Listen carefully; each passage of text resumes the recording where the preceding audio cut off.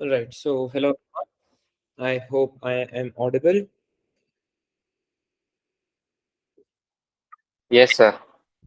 Cool. Great. So, we will just start the class in few minutes. I'm waiting for some more participants to join. Right.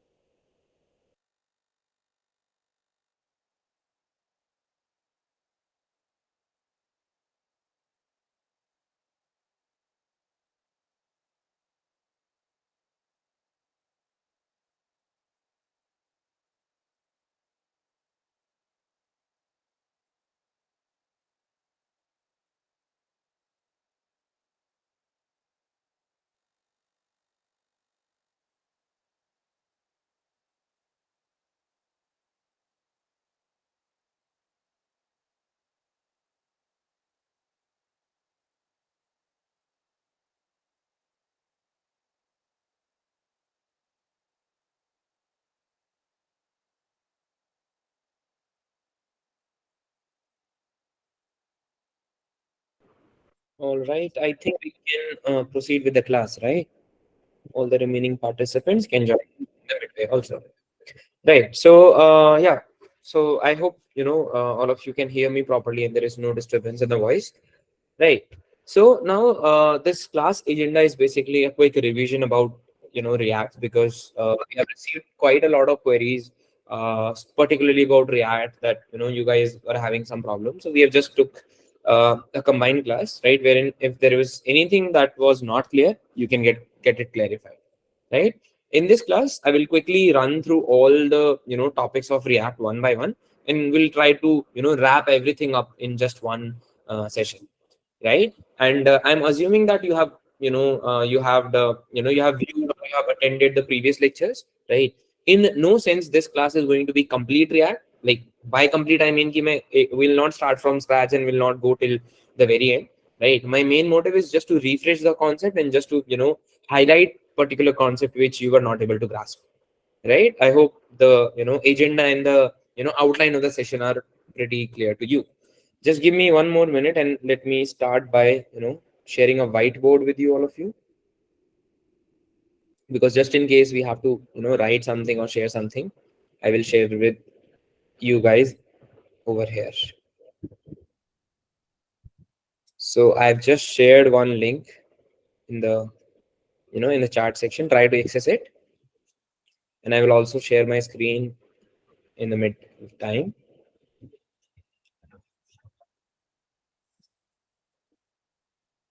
Great, right? I hope all of you can see it. Cool, great. Chalo. So let's start off the very basic, quick discussion we'll do. We'll not, go into the much of the theory part. जो हम already हम जानते हैं चीजें. We'll not, try to, waste much of the time over there. So yeah, so let's start with the very first and the foremost thing that what is React, why do we need React, and what are special features that React offers which are not there with HTML, CSS, JavaScript, or some primitive or native thing that we were writing, right? Why we have to choose or why we have to go for React? So the very first thing that all of you, I hope सबको अभी तक पता लग गया होगा that React offers you a quick development cycle, right? Quick and efficient development cycle. What do I mean by quick and efficient development cycle is that if you wanted to build a very big, large website and there are certain repetitive content, right? Or there are certain content which, are pretty same, right? Or which are pretty, common in design wise or implementation wise, right? What you can do with React is you can create one single component of it and you can reuse it with multiple pre-filled information, right? I'm sure कि सबको I've given this e-commerce का example in many of the classes because that is very common and very perfect example to specify that in. That in case not even like what to say, not even like the e-commerce example, but I'm sure all of you have visited YouTube, right? YouTube web player. So in that case, if you talk about YouTube, in that you can see there are too many cards like this, right, on your screen, something like this, and each of these cards are exactly same design wise, implementation wise, and functionality wise, right? Every one of them has a thumbnail running in, a title, a description, like button, dislike button, name of the author, photo of the author, and something like that, right? So in case you have to build this whole website, right, you don't want to create thousand of the cards design, you don't want to create thousands of the lines of code to just replicate the same same video frame. What you can do instead is you can create these, you can create this website in maybe 3 or 4 or 5 components, and you can club them together, and you can use these required cards as many number of times as you want to create this final outcome, right? मतलब simple आप जो unique इसमें आपको concept, unique component आपको इसमें दिख रहे हैं, यूनिक सेगमेंट दिख रहे हैं आपको, आप उनको एक बार क्रिएट करो, just use it multiple times, उन्हीं को मल्टीपल इन्फॉर्मेशन के साथ दोबारा इस पे यूज कर लो, and you can get your whole website cleared in a much faster way than you can create it using natively using HTML, CSS and JavaScript. That is a one step. I mean, that is a one benefit that it offers. Secondly, it offers a lot of customization. It offers a support of a different, like quite a lot of open source or third party packages or frameworks or plugin, whatever you wanted to call it. That, what do I mean by that is, maybe you wanted to get a functionality done, आपको कोई proper functionality करनी है, right? For that you can write your whole manual code. At the same time you can get it prepared from somebody else, right? Again, a very common example that is used alongside with it, maybe you wanted to create your own racing car, or maybe you wanted to create your own Formula 1 car, right? So maybe इसके अंदर आप ये कर सकते हो कि पूरी car को आप scratch से बनाओ. You will create the body, you will create the tires of your own, you will create nut and bolts of your own, you will create everything of your own, and then you will build your car.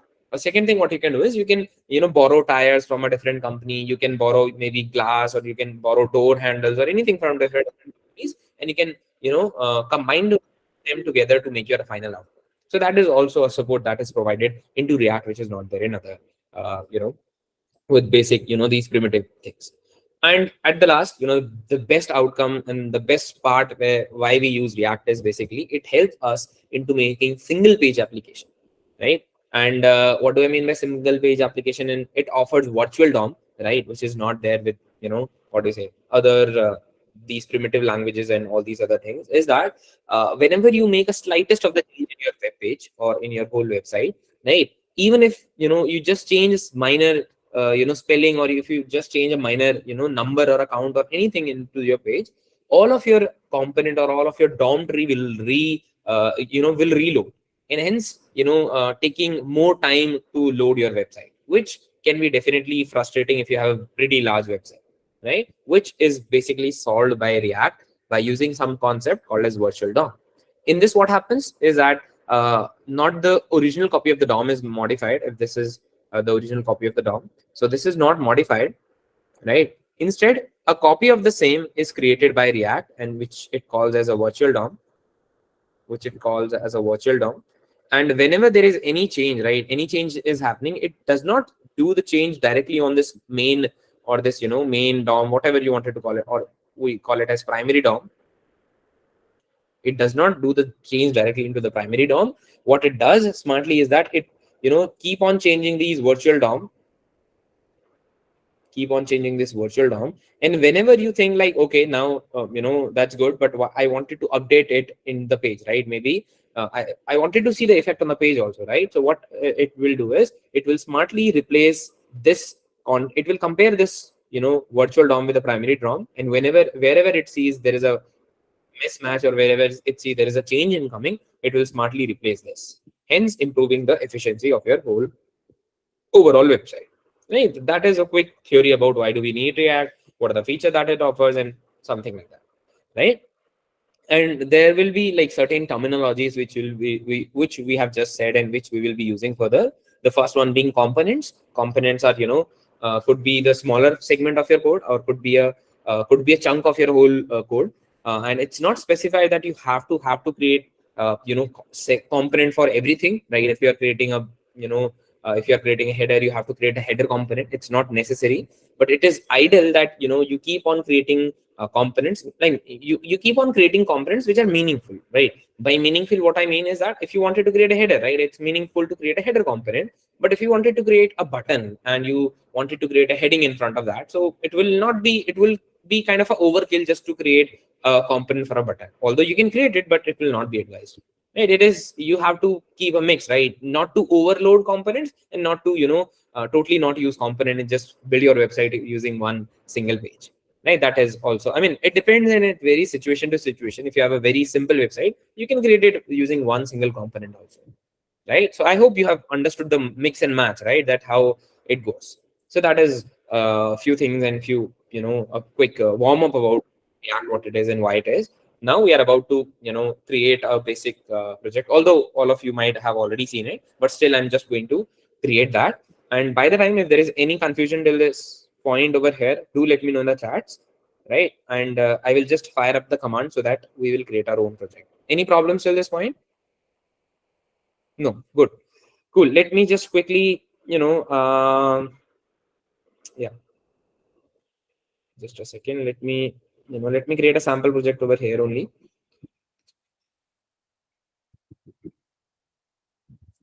So I hope, just a second, yeah.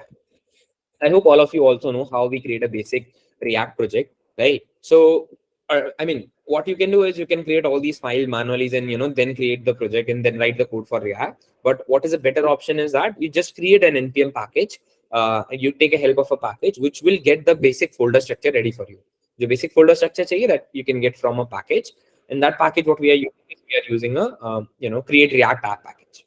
Although there are, I mean, with recent versions of React coming in with, React coming up with recent documentation, there are certain other packages also in the market which they are prescribing, because that is a very these packages are very handy and very compatible. But we are not going to look into that direction right now. Although once you are pretty confident with this, you can go for the other packages also. But we are going to follow the traditional one, which is this create React app, right? And I've used npx because I wanted to execute it. I don't want to install the package particularly. That's why I've used npx, right? After that, I have to write the name, or I have to give the name of my package. And one thing which you can find in multiple, at multiple instances, is that if you try to give any pseudo name, anything like that, right, it might throw an error saying that, okay, you cannot name your application like that, you cannot give spaces, you cannot give capital letters, right? Or you cannot give a particular way, right? So these are certain limitations which these package managers have put into it. And there is a particular reason behind it, that why you cannot create such things like that is because the project that you are creating, right, is itself kind of a package in itself, right? The whole project that you will create, it is itself a package. And whenever you create a package, right, I hope sabne dekha hoga, I hope everyone have seen it, that there is a name of the package written in the package JSON file. And not everything can be named as a name of a package. So that's why there are certain limitations that I put into it. So I will follow the convention, and I will just say a revision app, maybe REVISION. I will hit enter on this. And once I will hit enter, it will run the commands, it will do the execution part for it, and it will just create a basic project for me. And by the time it is getting created, let's see if you guys have got any queries, and I will open it up in the VS Code for the time being. Yes. Great. This is what I was telling, right? That whenever you create a package, it is itself your whole project is itself a package in itself, and the name is given in this package JSON file. And by the time you are asking question, or you are analyzing through it, I hope package JSON is the file that the importance of, right? Why is package JSON required? Is because it is just a preview, or it is just the index of your whole application, that what all dependencies that you are using, what all what all rules, and what all information does your project contains, right? So for all of this information, we have kept this package JSON file. And for one more thing, which is it is very important, is that whenever you push your project, right, जब आप अपने project को you are going to push it to the GitHub, or you are going to share it with anyone else, right? Your node modules are not going to be there, right? These extra files, this bundle of extra files will not be there. So when you want to run this on any other project, on any other machine other than yours, what you have to do is you have to also get these node modules, right? But then how are you going to get these node modules? Is that you will run a command of npm install. What that will do, what is that will go through this packages on file. It will look into this, right? Where is it? Where is it? Where is it? Yeah, it will look into this dependencies, and it will install all the required packages that your project needs to run, right? So that's also one of the reason why we keep this packages on file as an important file, right? And that's why when you do npm install in your project, all of your node modules are somehow are included in your project, and all these packages which are required are only used in the project, right? So that is about this, and that is about the basic folder structure. In the basic folder structure also, there are other couple of files. These readme file is just as a kind of a what do you say, it's an instruction file wherein some instruction are written. And package log JSON is more of a advanced, I mean not advanced, but more of an extended version of this package only, right? The package mein likha hai, more of a detail is written into this. And package log is not not very important. You can even remove it and you can get it back once you hit npm install, right? So जैसे in node modules आ जाता है साथ साथ, as just like node modules appears in your project when you do npm install into it. Similarly, package log JSON will also come in once you write npm install, right? That is one more thing. Now, this git ignore file is a file that is related to Git ecosystem and all. Is basically that not every file that is there you wanted to push it to the GitHub, right? Or maybe you wanted to share it to any other Git sharing platform. So for that, what happens is that whatever files that you will write over here, or whatever folder structure you will write over here, or whatever extension you will write over here, all these files will be neglected and will not be sent to the to the whatever repository you are sending it via Git, right? That is about it. There are also 2 or 3 more other folders, right? The first one being, I mean, I hope I am like making full sense. I'm just quickly running through the topics because there are quite a lot of things we have to discuss. Or basic here, we have already seen through this. But still, in case there is any point which I was not making sense or you had any confusion, right? Feel free to ask that into the chat. And after a certain amount of time, once I'm done explaining a concept, uske baad jaake I'll pick that topic and I will explain it, right? Cool. So yeah, git ignore ho gaya tha. Now we are about to discuss this, SRC and public folder and node modules. I hope everyone knows this by now. Ki these are the packages, libraries, and the files that are required to run your project, right? So, or whatever packages you are going to install in your package, all of the like unka file or unka libraries will be put into this node modules folder, right? In the source folder, this is the like most important part where you have to work, where you have to work and from where your whole website will work, right?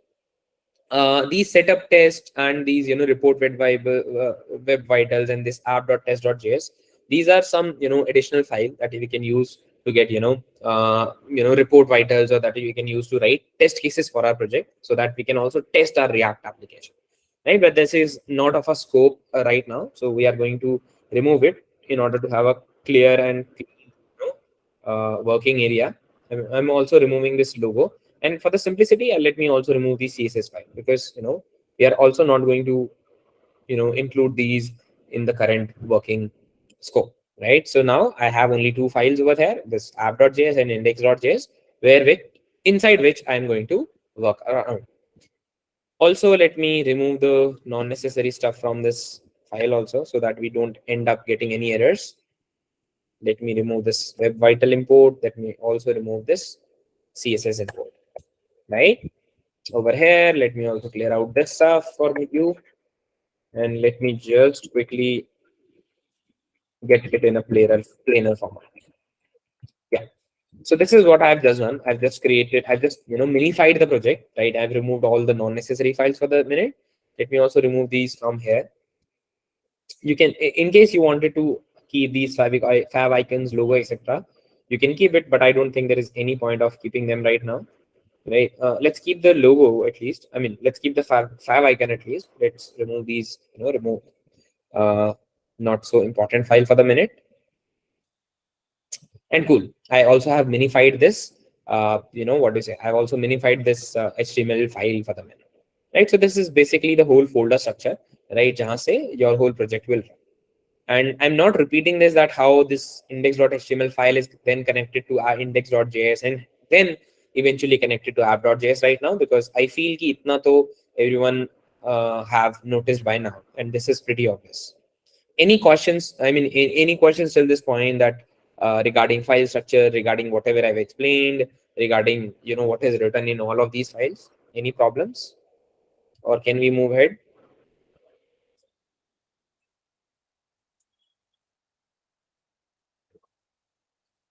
For like, if you're asking for any particular reason why don't we use npx create React app nowadays, is because again, it's not something which which I am telling you to avoid. It's basically, when we initiate a project using Create React app, what happens is that you have seen this, right? The bundle size, or what do you say, the overall size of your project goes a little larger, right? There are certain files which are not so required. The folder structure looks little complicated, and all of these things, and it does not give us much of a flexibility, right? But while using other packages, right, which one of which is very, very important, I mean, which is one of which is very famous or popular these days, which is Vite, right? Vite.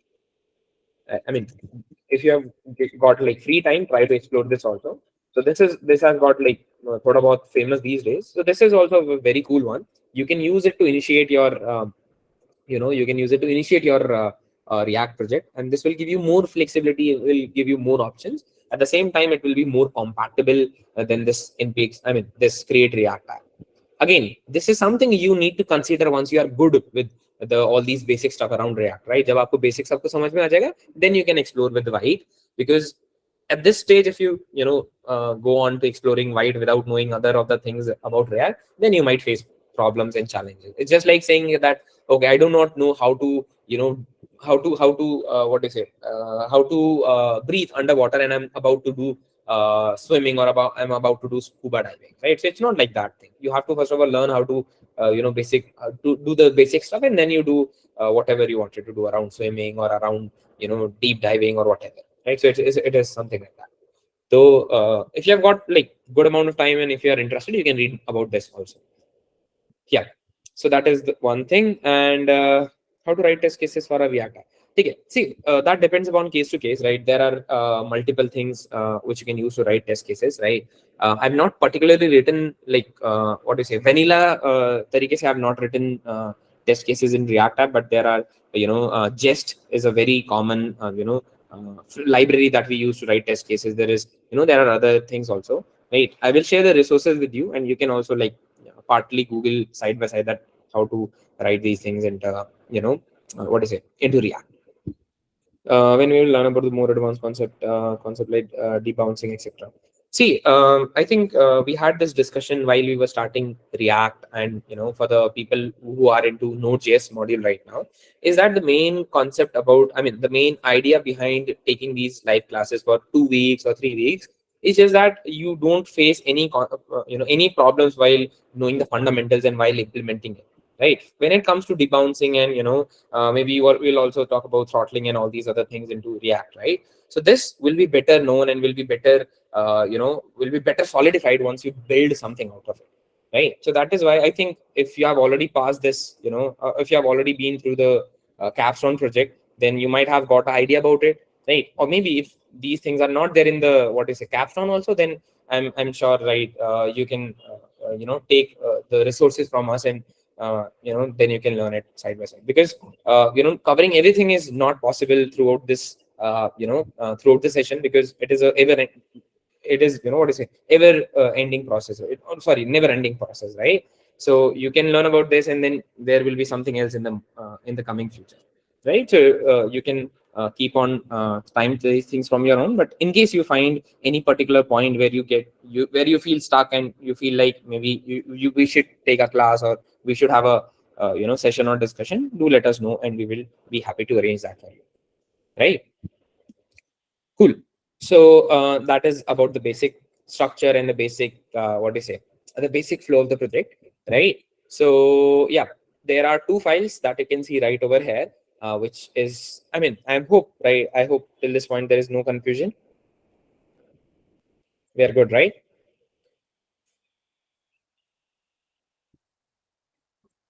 Cool. I will take that as a yes. All right. Chalo. So into this, right, you will see that we have got two files, index.js and app.js. Right, index.js is basically the starting, but we don't create the components directly from here. It is kind of a file which targets the DOM, which targets our HTML, which links our HTML with the remaining JavaScript files, or with the remaining what I say, components of our application. Right. So this is what we are not going to be because this is something we need to connect between our components and HTML file, nothing much more than that. right? And we have already discussed it, right? It's not that I'm skipping it totally. I just don't want it to iterate the whole long process back again. That's why I'm just moving quickly over through this, right? So yeah, cheese, so it's very common. Now the main thing from where we will actually start discussing a little slow by slow step is from this file app.js, right? So app.js file is generally the file that we use by convention to, to gather all of the, what is it, to gather together all of the components and to maybe create routes or to maybe to create a single page, right? And what do I mean by to create a single page is this, that if you will say that I'm creating only one page of website, and one pager se mera matlab hai that your website will only have one single route. One single route will mean something like this. Maybe if your website is open on, maybe http/:/ localhost 3000:3000, something like this, which is the by default port for React application. If your website is open at this particular point, right, you will not have any option to, go to certain routes like this. This option will not be available if you're talking about a single page website.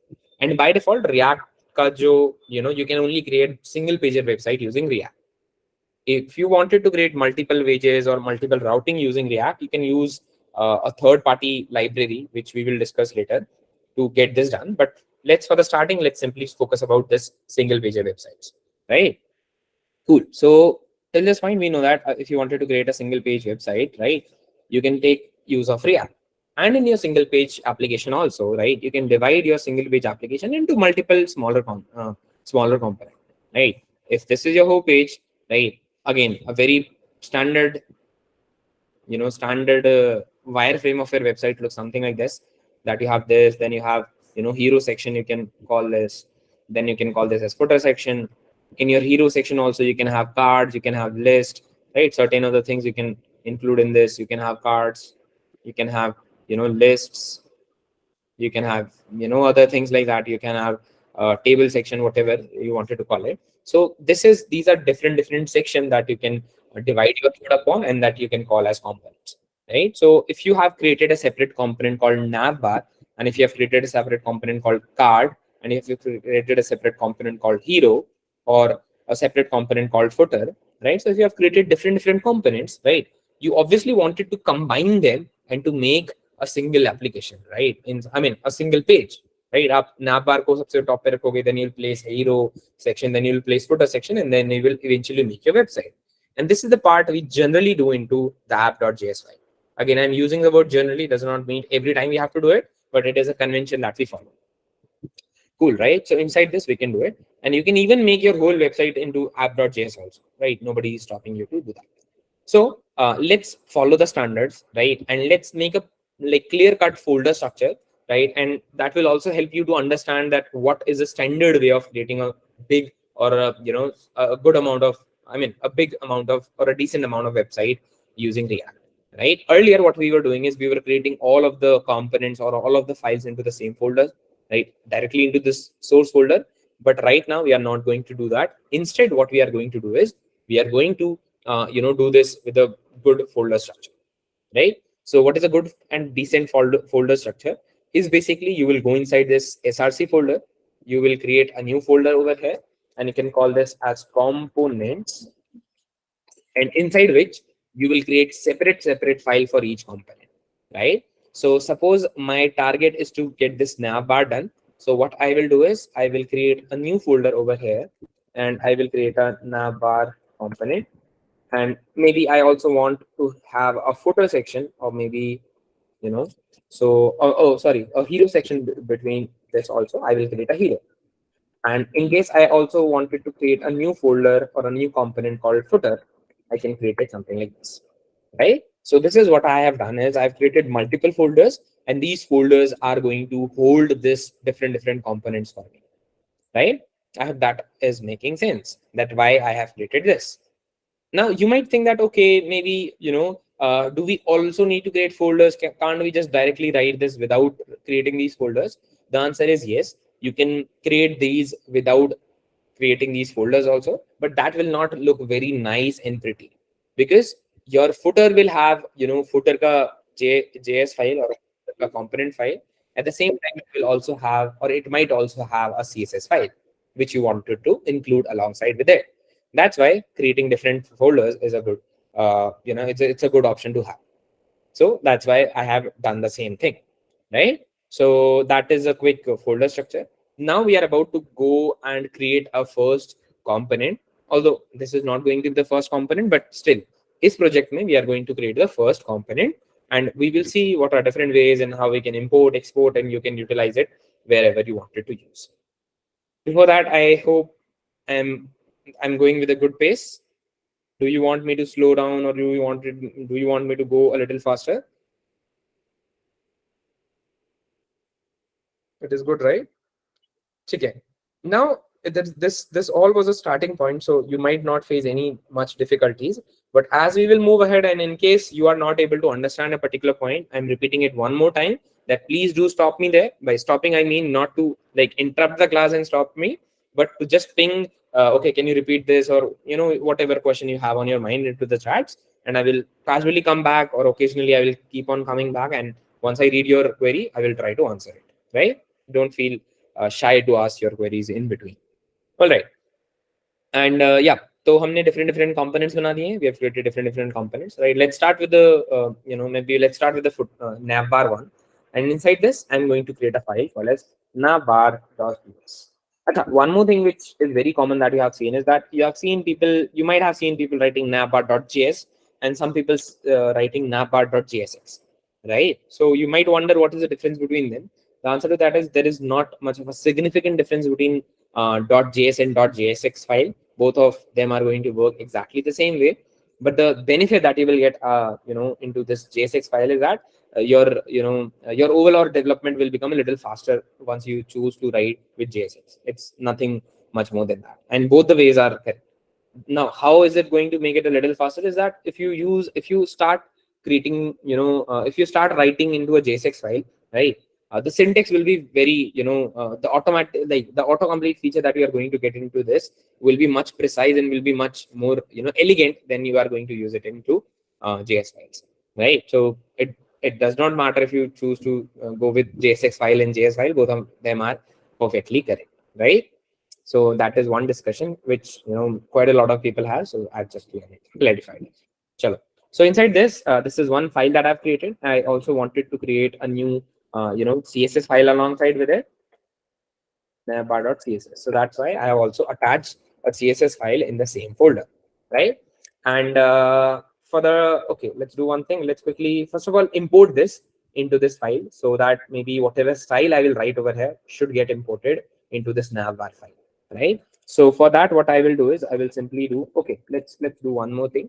First of all, before importing this, I will tell you about components and how to write a basic structure of a component into React, and then we will import it, right? So into components, we have two type of components. Just a second. So can we use white? It shows less error when compared to create React app.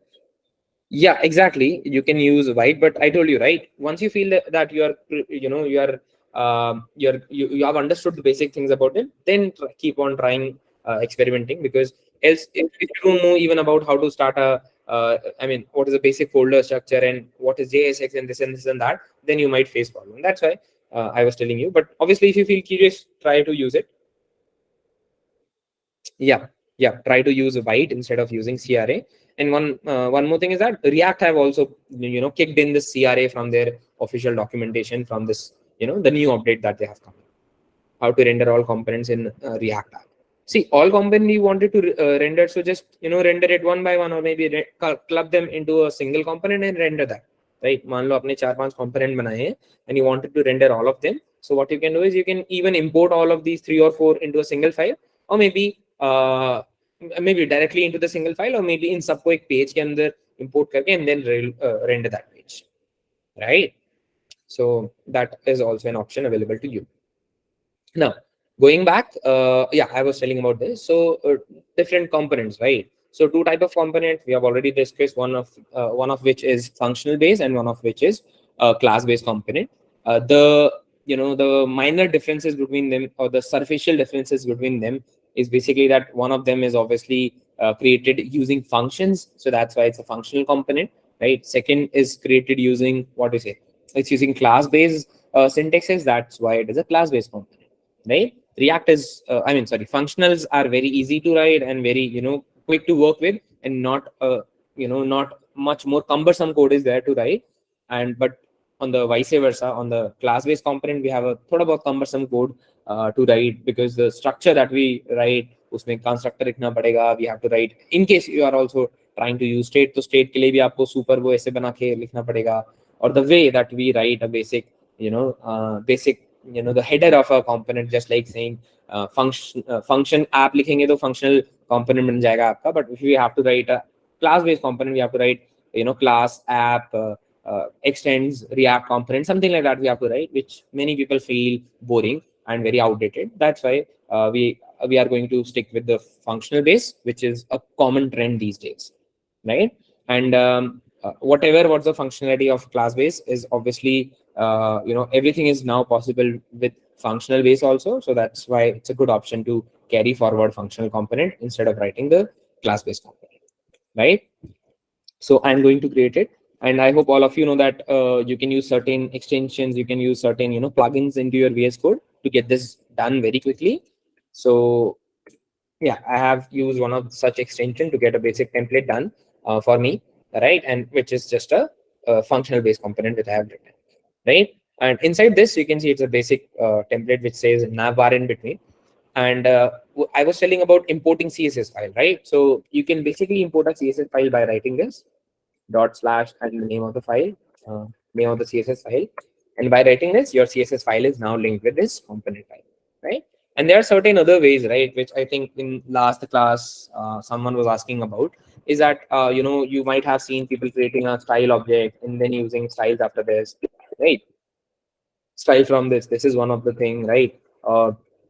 You can also, there are other things like style component is there. There are multiple things available in the market, right? All of them are certain, modification or the slightest, what to say? Yeah, slight modification of the existing ones, or maybe an extended version of these previous ones. So I hope, these you will be able to adapt as you will encounter them, right? If you know the fundamentals. So these things are also available to you as a different alternative options. And not only this, you can also write inline CSS in between, like we used to write something like this.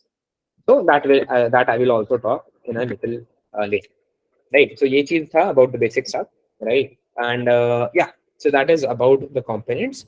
Inside this, let's talk about this JSX and what is this return part and all of these all of these segments, right? So first thing that you can quickly see is it's a functional component, right? So treat it like a normal function, and what you wanted to create variables, you wanted to write some logics, you wanted to do whatever you wanted to do in JavaScript, right? You can do this inside any component, not only navbar, किसी भी component के अंदर आप जाके वो चीजें कर सकते हैं, right? Just like you can do in a normal file. Obviously, the return statement has to be written only one time. Why only one time is because your function can only return at a one time. That is one thing, right, which we need to keep in the mind. Now, ये जो return part है, what you can see is whatever is this particular return part.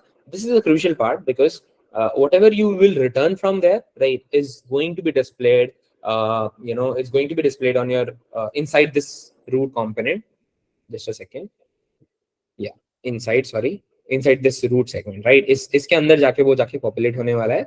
So that's why, right?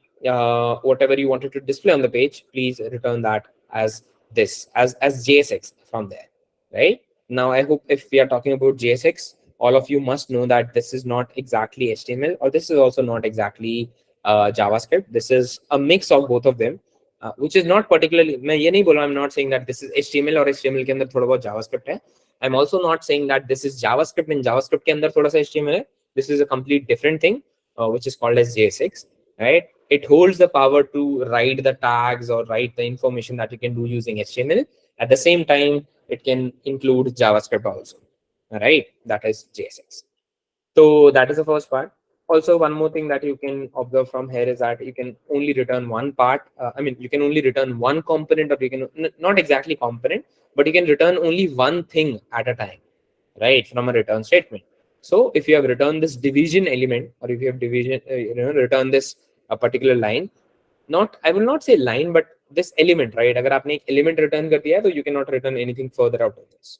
So to grab this, or to to overcome this particular thing, what we generally do is we create a shell, something like this. We create a wrapper around this, and maybe we can say h1 at the same time, and we can also say paragraph, like multiple tags. Now we can render, or we can pass. Okay, that's the one thing. And one of the other good thing that we can use is we can also use a fragment, right? Which is nothing but these, what is it? These empty, angular brackets, which can hold as a wrapper around this. And now you can return multiple statements, right? So that is a quick overview about returning this. Inside this, since we are using JSX, right? JSX may be certain thing we need to overlook. We need to see what is there, what is allowed, what is not. So the very first thing is that writing anything just like you write in HTML is obviously allowed, right? But at the same time, you might want it to write some JavaScript, right? Write some JavaScript, as in maybe you already have a variable, maybe called as, you have a variable of what you want to say, maybe let name equal to, you have a variable like this, and you wanted to use this into your JSX or into your whatever you are returning, right? You can use this name, you can use this variable over here also, right? How you can use it is basically you cannot use it directly, because else it is going to treat it as a string or as a as a text. So what you can do is wherever you wanted to use an expression, a JavaScript expression, you have to wrap them around using this, right? You have to wrap them around using this, what do you say, these curly braces, right? And one more confusion which I have seen people going through is that whenever you write these curly braces, you cannot obviously write everything, right? कुछ भी JavaScript के आपके दिमाग में आता है, तो you cannot write everything over here. You can only write something which returns a value, or which returns which returns a value basically, right? You can only write these things. You cannot obviously write कुछ भी करके आप इसमें const ये करके ये सारी चीजें करोगे, that is not going to generate any output. Why is it not going to generate any output? Is because this thing is directly going to go on the screen, right? If you write any logic, if you write anything that does not return anything as a result, then how is it going to print this information on the page, right? Automatically खुद process करके खुद return करके चीजें, it will not going to do, right? So in case you feel like मैं यहाँ जाके function बनाना चाहता हूँ और मैं उसके अंदर और चीजें करना चाहता हूँ, that is valid, but that that will not make much sense. So that's why I try to write variables name, try to write any expression, try to write such things which returns a result, and which can be seen into the page, right? So अगर मैं ये चीज करूंगा तो मेरे को नाम मेरा I'll be able to see on the page. अच्छा, let me run this. First of all, let me fix this and then I will run the project, right? So by this, what I have done is, hello, this, and let me just quickly get this only. Okay, so I've just created a component, and now I wanted to add this component to my page, or I wanted to load this component to my to my overall outcome. So how can I do this? Is basically I have to go to the app.js file, right? And here I have to import that component and then use it as as a JSX or as a component, or maybe as a tag into my app.js file, right? So how am I going to do that? Is I'm going to do that using using this. And one more thing which you will see is I also am getting this autocomplete feature, right? If I'm writing navbar and if I'm hitting enter, it has automatically detected the path and I have added it over here, right? Which is basically, first of all, we are in this root folder. If I will show you the folder structure, we are into this root folder. In the same folder, I have got this component, so that's why /component. After this component, I still have got a folder called by the name of navbar. So after components, I've got navbar, and finally the name of the file is navbar.jsx. That's why navbar, right? So you have to import it something like this, and then what you can do is you can simply use it like this, and hence make your application go work. And one more thing, one more very important thing is that whenever you are using these tags, right? Whenever you are invoking your components as tag, never ever forget to leave them as empty, right? You cannot make it like this way. You cannot say that, okay, this is not a container tag, why should I close it and something like that, because JSX never give you that never give you that liberty to totally leave any tag unopened, right? So you have to open this also. Now, since we have successfully loaded one component, we have created one component and we have loaded it. I just wanted to run it and show you right now. npm start karke you can start the project. And if I will show this, it will possibly open localhost 3000 port and it will do something and it will show my name, right? As expected. Now our component was simply, writing hello and whatever is stored in the name, right? So that's why I was able to see it on the page. Now, any problems till this point? Yeah, CSS modules can be used sometimes. Excuse me, sir. Yes. Can we take input from user in navbar.js mode?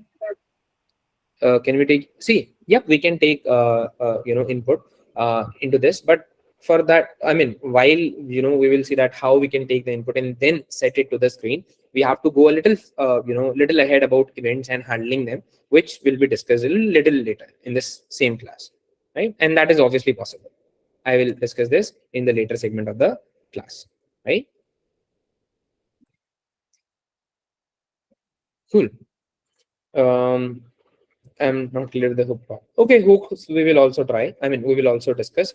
I'm just going a little faster now, right? Because all these basic things are already done. All right, cool. So ye cheezein we have already done. We have seen how do you import this, right? And let me simplify it for the minute. I don't want it to create much of the confusion. So I will just write navbar here, and maybe I wanted to color it. So maybe color Wallaby, we can totally skip it for the minute, right? So once that is done, our component is created. We have, loaded it and we have attached CSS with it, right? So that is the first segment. Let me see what we have remaining for the next, because I have written few points on which we have to discuss, right? So we have discussed what is React, why is React. We have seen class and functional components. We have seen JSX. Okay, yeah, JSX we were talking about. So a few things to keep in mind about JSX is basically that what you can write and what you cannot write. So just like you can write class or IDs into HTML, CSS, right? You can write ID equals to something. You can write class equals to something. You can write this over here also, but since you know that JavaScript is also being used inside this, and your compiler can get confused about while you are writing class. Is it a class of JavaScript keyword or is it a class from HTML, CSS? So to avoid this confusion, you can you have to use this class name instead of class, right? That is one modification, and there are certain other ones, right? Which you can obviously get from the internet. I'm not going into each and every step. And one thing which you can use if you are not getting about JSX and how to convert this HTML ka syntax into JSX, although बहुत सारी चीजों पे you don't have to do it. At most of the point you don't have to do it, but still for that you can obviously search for HTML to JSX converter online, and you can get some tools which can help you out into that part, right? So that is a very first point. And once you have understood this ID and class name, right, there is one more important thing, that if you wanted to give some inline styling, right, to your component or to any of the element of your page, how you can do that is you have to use this style attribute, just like we already do, and then we have to write this thing. And when we give style, right, when we give inline styles, we give styles as a format of an object, as a format of HTML, sorry, as a format of JavaScript objects. So that's why we have to enclose them with these, parentheses, not parentheses, but curly braces, right? So that's why we are doing this. And inside this also, right, we have to create an object, right, that will store the properties and their values in a key value format, right? If you remember, if you have to write a CSS rule, how do we write it? We write it something like this, right? Maybe write selector. No, selector ko let's leave it, because while inline CSS, we don't talk about selectors, but we say like border equal to something, right? And after that we say color equals to something. So this is also a format of key value pair. So similar thing we are about to do, right? We also have to give the styles in the same way. So what do? Is we create an object, and since we are creating an object, we also have to wrap it around this curly braces, and then we can write the styles. We can say color equals to um, you know we can say color equals to red, whatever. And after that, we can also say, maybe let's say I wanted to get a border bottom. So you cannot create border hyphen bottom for obvious reasons, because since this is a key and your key cannot have, your identifier cannot have this hyphen. So for all such CSS which you wanted to give into, which you wanted to give in the inline ways, you have to use this camel casing. And you can now say 1 pixel solid, solid blue, something like that, and it will have a border also. So this is the way how you can give inline styles. Let's quickly see, and something like this, what happened? Yeah, something like this could appear on the screen. Right, so that is quickly about JSX, and conditional rendering is also an extended part of this. By conditional rendering, it's obviously you don't want it to show everything, but you want it to show something based upon a particular condition. Manlo, if the value of this is this, or if the counter number is this, then I want it to show this. You can use a conditional rendering, which is basically a way of hiding a particular thing or showing a particular thing depending upon a condition. Right. So how was that written? Can you do that using a ternary operator? You can do that using, I'm writing the syntax for a ternary operator now. You just a second. Yeah, you write the condition first of all, then you write what you write, if what will happen if it goes true, and then you write what will happen if it goes false. Something like that is a what do you say, it's a syntax for a conditional rendering. Second way of that is using an AND operator. Just use this, write a condition, and then say if the condition is true, then only run this particular segment or show this particular element. If the condition is not true, then do not show that, right? So these are ways of doing conditional rendering, which I'm not doing right now. Right, so conditional rendering we have also seen. Now comes the later part, that is, suppose, right, you have created a component which you wanted to load multiple number of times. You have created a navigation bar and you wanted to create it 3 times directly into your page, or maybe not directly 3 times, but somehow you wanted to fill a component with information and load it multiple times, right? How do you want it? How can you do that? This is something which you have to see now. In order to see that, we have to first of all, recall what we have already learned from JavaScript. What we have learned from JavaScript is about mapping, right? Is about for each, is about, running loops over a particular number or running loops over a particular component, over a particular, data structure, right? So are you able to recall that method of map, or are you able to recall the map of, what is it? Map, not filter, but map and for each, and about, these loops. Is hooks also a type of conditional rendering? See, we cannot say that hook is also kind of a conditional rendering, right? We can say that, no, I cannot, I will not say that it is kind of a, conditional rendering. Conditional rendering is basically, you have defined something, and if the particular condition is set, then only you are showing that. Hooks are much more than that, right? Is condition? No, it does not has a if statement. See, I hope, okay, let's do an experiment, right? This will make it more clarified.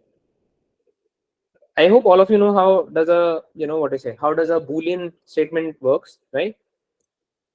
Just let me write it over here. If I have to write maybe, true and true, if I'm writing true and true. So what will happen is that if the first part is true, right, then only we will move to the next part.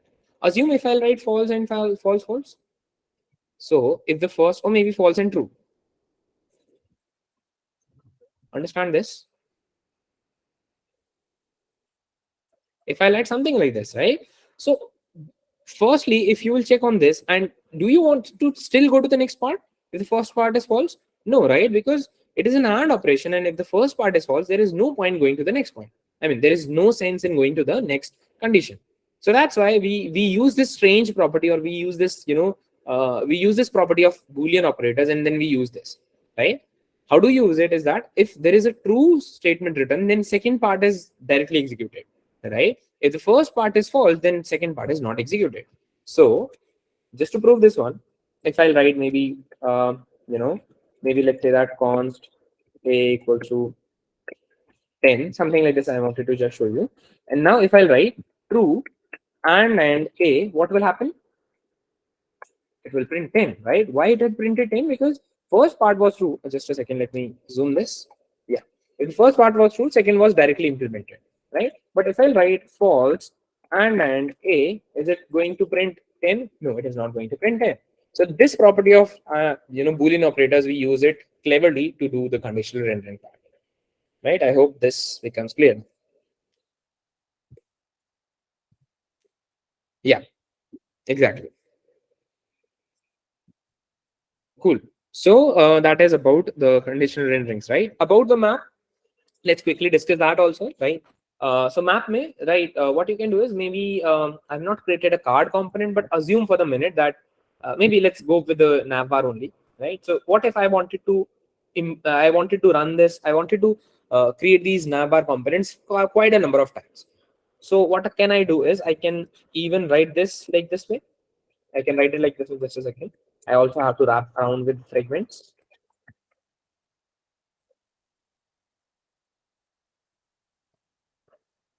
So I can wrap around with fragments, and now I can use it like this way, right? I can load them multiple times. This is one of the good way. But there is like you don't know how many times you have to import it, and maybe if the number is dynamic, मान लो अभी मेरे को I have to show it 3 times because there are 3 numbers of people in the class, or maybe next time there will be 10 people, so I have to show it 10 times. So you're not going to change or add or remove these numbers dynamically time to time, right, in your code. So what should be the best way to do is you should take a array, or you should take something like that. You could you can take something like this, maybe not this, but you can say const info, and you can say something like this. Maybe I'm writing the name of the students, something like this, right? So I will now see that okay, there are 3 students, so I have to show them 3 times, right? So this is the one of the way. So how can I use this is basically I will simply run a method on this. I will say that info, sorry, I have to import it. Yeah, info dot map, and then I will say maybe I can say that I, and now oops, yeah, I can do this, but I would just a second. Yeah, instead of doing this, yeah, let's do this, right? Because it has to return it, and I will say right. So what will happen now is that it will iterate on this info object, I mean info array, and whatever is the size of this info array, it will load it 3 number of times. I mean, it will load it that number of times. If I will show you over here, you can see it is loaded 3 number of times. Right? That is how you can load the component, or you can map around the components with a certain information that you have got. Right? Any problems at this point about this? Whatever I've told. I hope there is no problem and it is good. Good. Sure. So once that is done, now the problem arises is that the components are good, but what if I wanted to load some information around every component, right? I don't want it to show them same. I wanted to add some more text around this. So at this particular point, we have to discuss about props at that point, right? So what are props and how do we use props is basically, props is basically something which you can pass as a parameter. Assume it just like a argument that you pass to a function, right? If this is a function and you wanted to call it when you are you wanted to pass it to the function when you're calling it. By this I wanted to say that maybe you have written a function to function add, right? ये function add क्या काम करता है? It basically adds 2 numbers, right? It basically add 2 numbers. So if this is a function and you wanted to call it with different information every time, what you can do is you can say add maybe 2, 3, right? You can say maybe add 5, 9, something like this. So what you are doing is you are passing arguments to the function so that it can do different job. I mean, it can generate this. It can do the same process for these different numbers, and it can generate different output, right? But the core logic remains the same. Similarly, over here, what we will do is this navbar, assume this as a function, right? A navbar एक function है which will load some information onto the page for you, but you don't want to load the same information every time on the page. You wanted to modify the information. So what you can do in that case is you can pass a prop. You can pass a prop, or you can pass this information like by saying maybe title, and inside this you can pass anything like maybe the title should be page 1, right? And what will happen now is basically, right, your content will now get modified over here.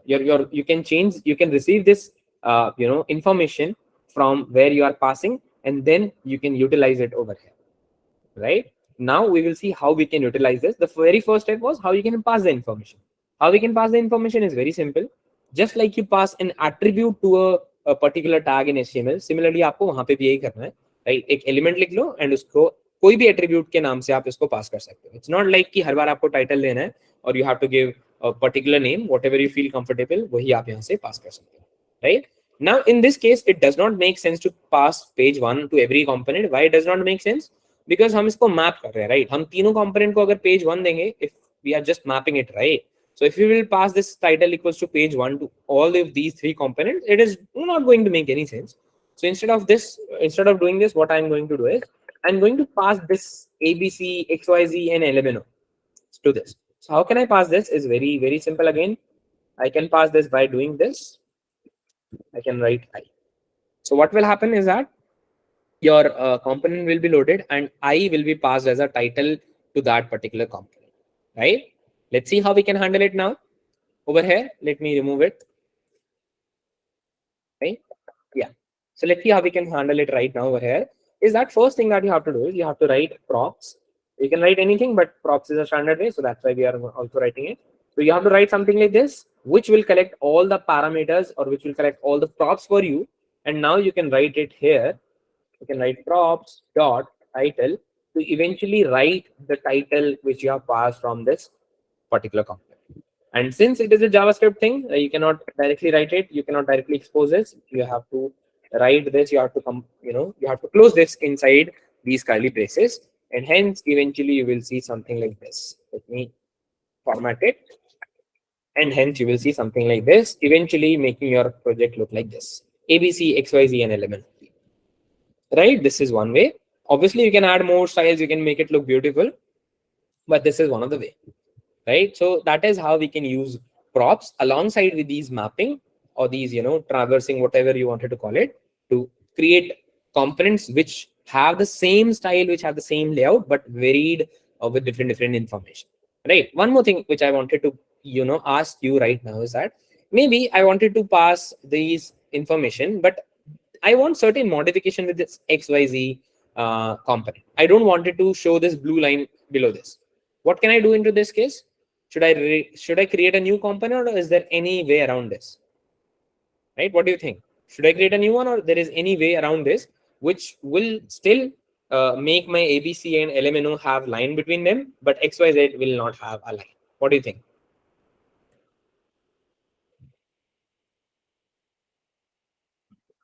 Okay, that is a good question about the parent and children. I'll just be back at this, but let me first of all cover this.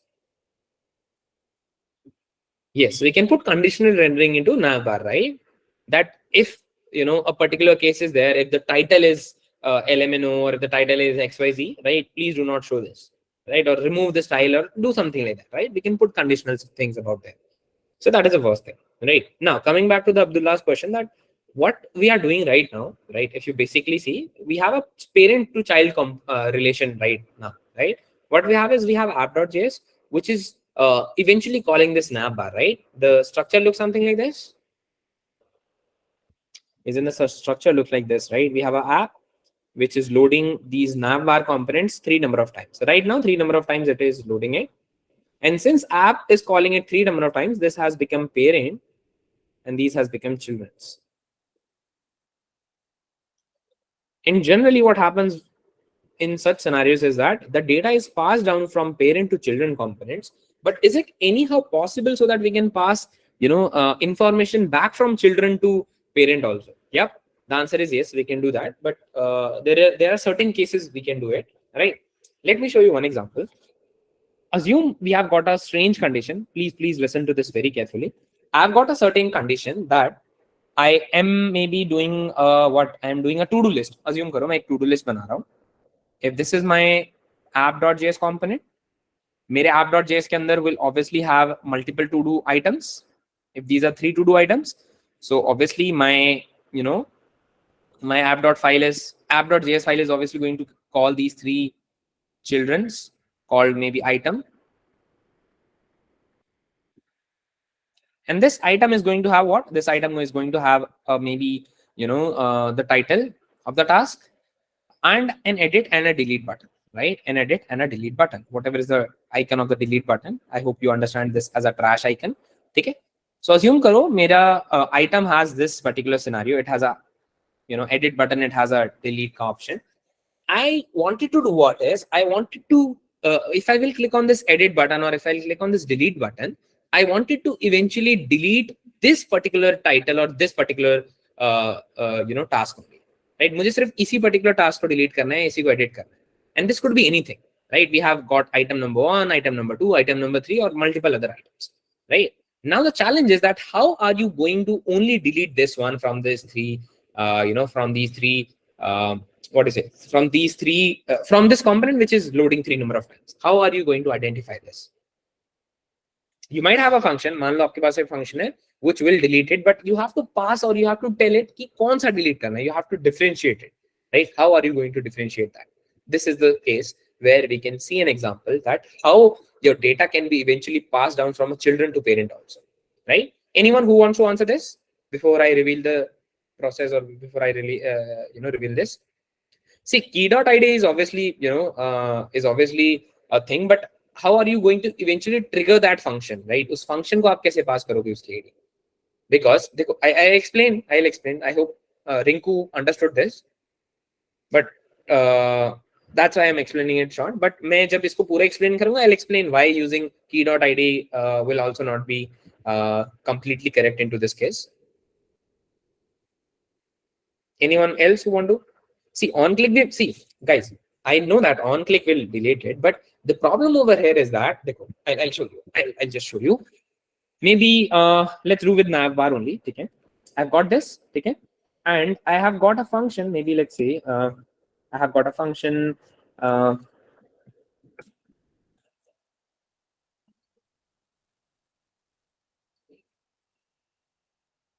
Okay, handle delete, which basically deletes anything, but I have to get it an ID. I have to get this ID that has to be deleted, right? And it will do nothing but it will search the array and hence and then delete that record from the array. Simply, right? I'm not writing the implementation that how it will search and how it will delete. Basically, itna samjho ki wo it will search by an ID and it will then delete it from this whole array. Assume it that यहाँ पे कुछ IDs भी लिखी है, it will delete it. But the problem over is that I have to pass it the ID. अभी मुझे यहाँ बताओ, even if I will write, on click, right? And even if I'll write on click equals to this particular thing, handle link, right? Even if I'll write it over here, how am I going to supply it? What happened? Sorry. Yeah. Even if I will write it, how my handle delete is going to get this ID, right? मैंने तो यहाँ direct call कर दिया. How is it going to get that? Even if you will say something like this, right? That I can get this item dot ID, right? I'm not sure if it will work or not, but yeah, it might work. But one more solution, right? In which you can see this happening, this phenomena happening, that why this children component will pass the information back to the parent is that you will pass this thing over here. या आप पूरा function यहाँ pass कर दोगे, and what you will do is handle function. मैं यहाँ से एक function के तरीके से I'm passing it. I'm doing what is that I'm passing a function as a prop, right? And what I will do instead inside this is, just a minute, I will simply say, maybe inside this, I'm going to say on click, and you can say props dot handle delete, sorry, handle function, and then pass it with the whatever ID that you get from it, props dot ID, whatever it is from here. Maybe props dot title लिख देते थे के लिए, because we don't have anything ID. अगर मैं यहाँ ID लिखूंगा तो error आ जाएगा, right? So this is one way that you can see, right? What just happened is that maybe your this was the function that you have passed from handle function, right? This was the function that you have passed from this app file. Parents से आपने children को दिया, and your children is doing what? Your children is eventually calling it, right? Your children is handle function ko call kar raha hai, and it is passing a title to this, right? As soon as you pass a title and you call this, what happens? It is activated, right? It activate ho jayega, and hence you can say that now information is being passed from a children to a parent. Indirect way mein the information is being passed like this way, right? So that is one of the way, right, how you can say that your children can pass information back to the parent. I hope that that made some sense, right? We can have a state into the parent, and the children can pass false to that state. Yeah, yeah. Cool, right? So cool. That's good, right? So that is one example. For the people that it made sense, that's good. For the people that didn't make much sense, don't worry. आप ये recording एक बार दोबारा देखने की कोशिश करना, and it will eventually make sense, right? I mean, it is not much of a rocket science, but depending upon the question and depending upon your state of mind at that case, ठीक है, शायद आपको थोड़ा सा difficult भी लगे. But as we will move ahead and we'll talk much more about states and this event wala stuff, then if you reiterate this, it is obviously going to make sense, right? Don't worry. Once we will discuss about event, then this will be clear for all of the remaining people also. Now, coming back, props ka concept I hope is clear to each and everyone now. You can pass a function as a prop, you can pass a string as a prop, you can pass anything as a prop, and then you can collect it into the respective children components, right? Great. Chalo, that's the first thing, right? After props, we have something called as states, right? Now from states, right, the people who were having, thoda sa confusion with hooks, they can also pay a little attention, right? So what basically a state is, and how it differs from a prop, let's discuss that. So props, as you can see, you can pass, and props ka the advantage you can say or disadvantage that you can say is that props are immutable. These are read-only memories. I mean, these are read-only things only. You cannot modify them in your, in your children component. By modify, I mean the current copy of the prop, right? You can obviously create a new copy of the prop and then modify it. Nobody is stopping. But this props you cannot directly modify, right? So that is one of the thing that could be problematic. That what if I will receive something and I wanted to update it at the same time? So for such things, what you can do is you can take states. States are local variables, right? Understand this? States are unique to a particular component, right? If I have created this navbar.jsx, तो एक navbar.jsx के लिए एक state होगा, right? If I have created a new copy of that, that will also have a new state, right? Because many people have this confusion that मान लो I have created this navbar 3 number of times. So all of 3 are going to share the same copy of state, or all of 3 will have their own new copy of state? The answer to that is all of them will create a new copy of their state variables. जितनी बार load होगा उतनी बार a new state will be loaded for them, right? I hope that is making sense. Now, if these are like a normal variable, if these are the variable that are limited to a particular component, then what is special about them? The thing that is special about them is that these, these variables, when get updated via special function, they call for a re-render, right? And what a re-render is basically wherever they are written in the throughout your whole website, all of them will be replaced with their updated value. And why is it a special thing? Is because it is not a common thing into React. If you create any other variable and if you keep on updating that variable using any other function, that will not update into the real time in your page. आप एक कोई नया variable बनाओ और उसको function के through update करने की कोशिश करो, किसी और फंक्शन के थ्रू अपडेट करने की कोशिश करो, and what you will find is that internally the value of the variable is getting changed, but it will not reflect on the page, right? So for such thing, what we do is we make use of a state variable, and we use this function to update, so that jahan jahan pe wo update hoga, wherever it will get updated, the value will be reflected in the page. Let's see how that is done, right? And for that, what you will do is you will use this thing. Let me first of all remove this, because all of this is creating unnecessary loops and confusion around over here. So I'll quickly clear this out. Yeah, going back, what you can do is you have to first of all use this hook, right, which will give you the functionality of states. Now, someone was asking, right, they had problems understanding the hooks. So what hooks are?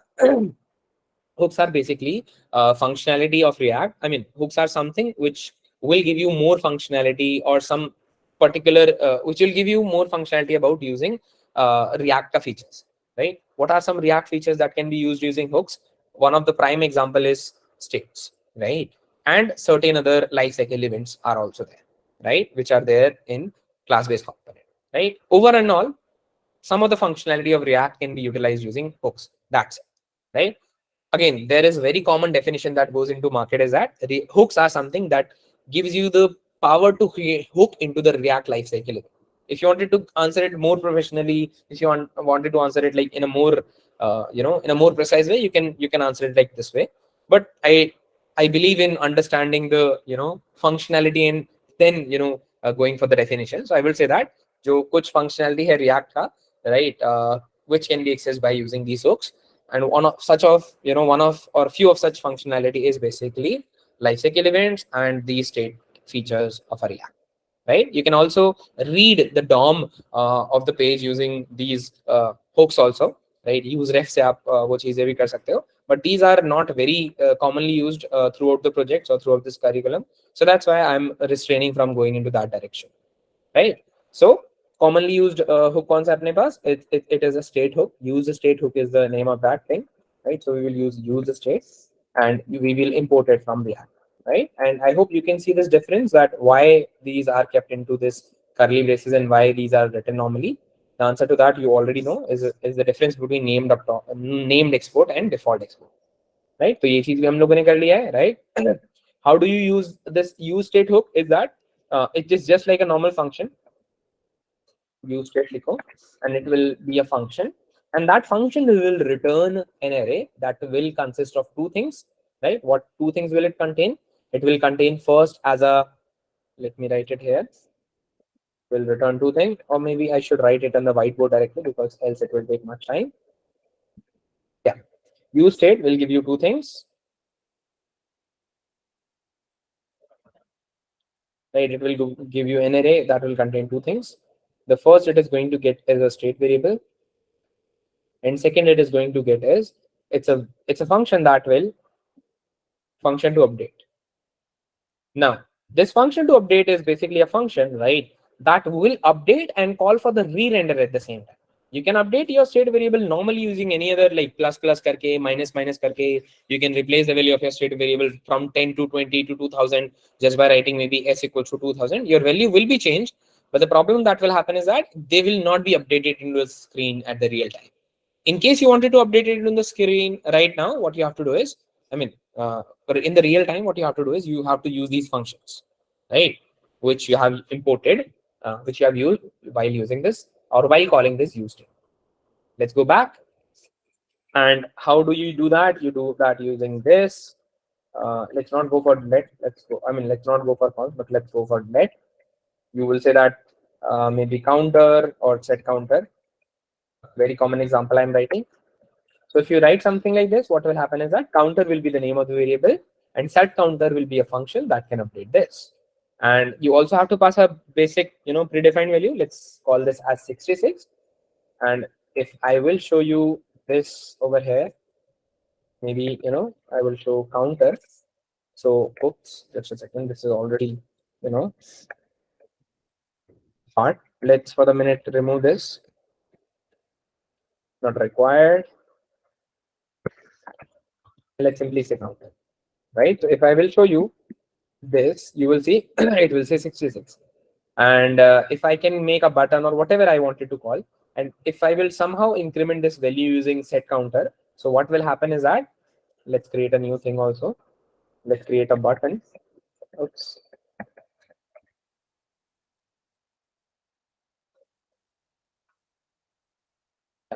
And let's say that if we click on this, and we have created a function, right? That will simply do what? That will simply, plus the value of the counter. That is possible. I mean, that is doable. But what will happen is that this value will not be updated on the screen, right? Okay, just a second. This has to be a function, right? I've just written it normally. On click के अंदर आपको function देना होता है, right? Yeah. If I will show you this right now, what will happen is that, see, right, the value is not getting updated, but आप वैसे check करोगे तो the value of this could be getting updated, right? So what is the fix for that? Acha, one more thing is that you can also install these React dev tools, right? I have also used them, and these are pretty good in case you are working with states and etc. to get an overview picture about how your React components are structured and what are the props and what are the states value inside this. You can see, right, this is my app and the value of my state variable is 66, right? If I will update them, if I will click on this, this is not getting updated. Why am I it is not getting updated? Is because I'm not updating it using that particular function that I've set.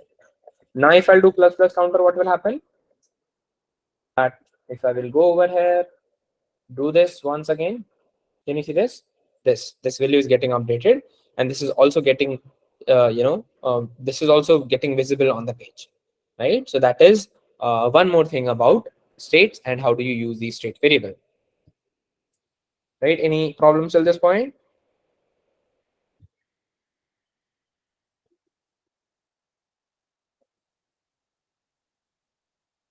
Sir, when using arrays, okay, that is a good question. That when you are using arrays or objects, how you can update them? Okay, let's take that again. Thanks for asking this because it's a good question.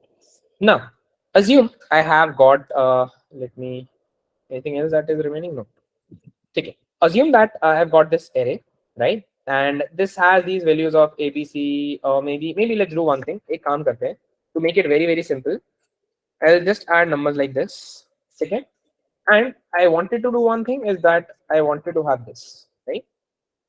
And yeah, let's say this only. So what will happen is that if I will show you over here, I cannot obviously, print this counter value over here. But what can I do is I can do this for you. I can say info.map.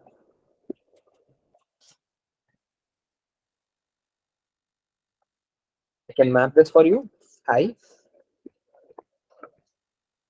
And I can simply, load this into a paragraph tag or maybe H3. Just a second. Let me do the background work. Yeah. What happened? Sorry, I also have to write this. Just yes, right. So I have just done this. Yeah, right. As you can see, in just a second, what am I missing? What happened? What happened? What happened? Oops, sorry. Yeah, right. As you can see, 1, 2, 3, 4. All these numbers I was able to see. Right. So I hope you have understood this. What I have done? मैंने एक array बनाया. I've created an array. This array had some basic information. Let's also simplify it. एक काम कर लेता हूँ मैं आपके लिए. I will write it directly here. I was passing it a basic information. I was passing it a, what is it? I was passing it a already. If what happened? I cannot map it on info now. I have to map it on counter. Okay.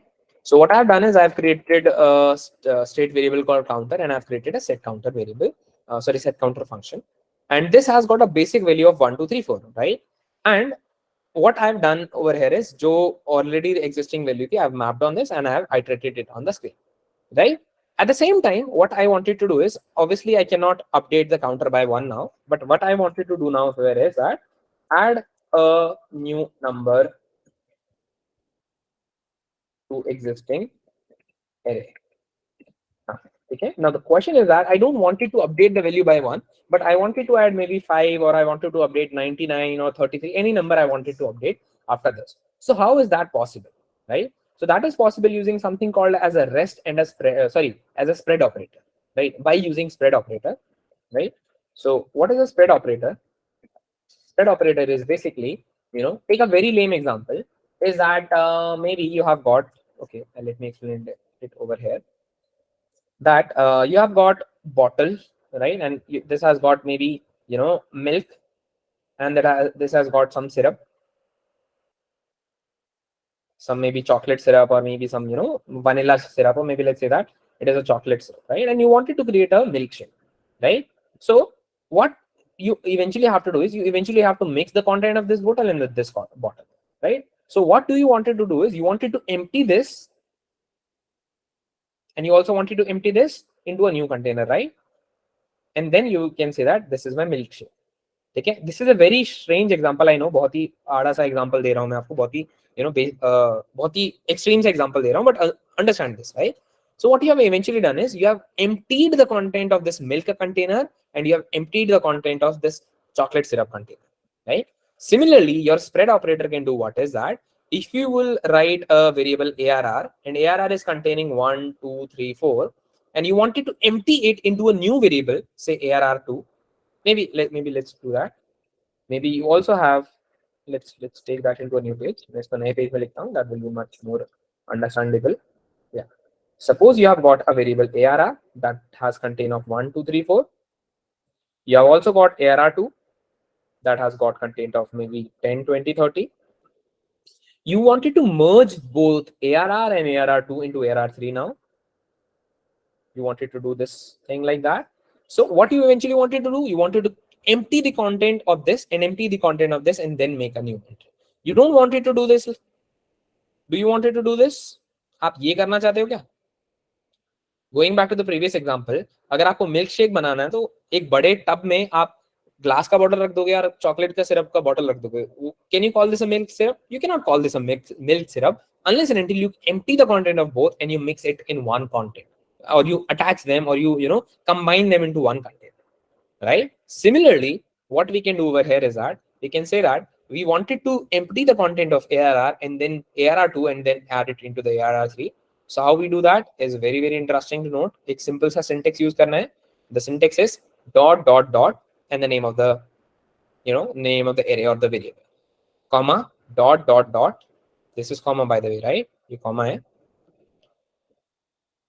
Dot dot dot ARR2. Now what will happen is that this dot dot dot ARR will represent the previous value which were there in the ARR and will be written like this, and then writing comma and writing dot dot dot ARR2 will also empty the content of this, and your eventual array will look something like this: 1, 2, 3, 4, 5, whatever, 10, 20, 30. Okay, this is the concept of spreading, right? Or a spread operator. I hope spread operator आपको समझ में आ गया. If you understood the spread operator, then I hope you can understand what we are going to do over here. So can you explain it again, sir? Sorry, Can you explain it again, sir? about this spread operator? Yes, sir. Sure, I can explain it. See, what I've given you a scenario, right? That you have got a container, you have got two containers, right? You have got a milk container, you have got a chocolate syrup container. And what you wanted to do is you wanted to maybe, or maybe let's do one thing that, okay, see, let's take one example that you have got a container and that contains milk. You wanted to add milk to this same container, but you wanted to do one thing कि उसका milk खाली करो. You wanted to empty the current milk. You wanted to wash it and then put the previous milk and add the new milk. I hope you are getting the scenario, right? You have got an array. This is an array. This contains information like 1 and 2. You wanted to add 3 and 4 also, but the condition is that you wanted to remove this, right? Or maybe you wanted to store it temporarily somewhere, and then you wanted to add 1, 2, 3, 4. You wanted to add it fresh. You wanted to add it again, back again. Understood the concept? I mean, understood the scenario? Yes, sir. Right. So now how are you going to do this is basically, if you wanted to represent the existing information of this array, so you can represent it by writing dot dot dot ARR. That will mean that empty the existing content of the array, or empty the existing content, or content of the array or the object, right? It simply means इसके बाहर का array हटा दो, इसके बाहर का डंडा हटा दो, and that is what it represents, right? I'll just show you right in the console, then you will be able to better understand this. I'll say let ARR equals to 1, 2, 3. I'll write this, and if I'll write dot dot dot ARR, what it is going to represent? It might not be able to read it because of a dot. Let's say that if I'll write dot dot dot ARR, then let's see if it will. Okay, let's do it this way then.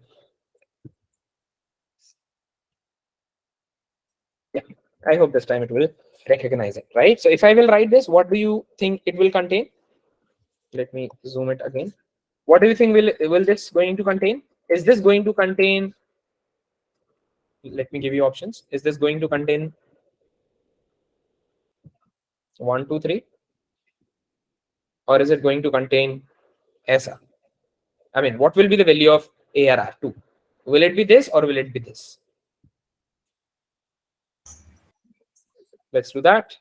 Let's see ARR2, and it is 1, 2, 3, right? But what if I have done it like a different way? What if I would have done it like this way? Sorry. What would happen if I would have written it this way? Can you guess? Let me show you. See, it again contains an array, right? I hope you can see this, right? इसके अंदर at the 0th index we have got this array, right? It became array of an array, but in this case, what it became? It became normal array. Is it understandable now? That what is the use case of this spread operator?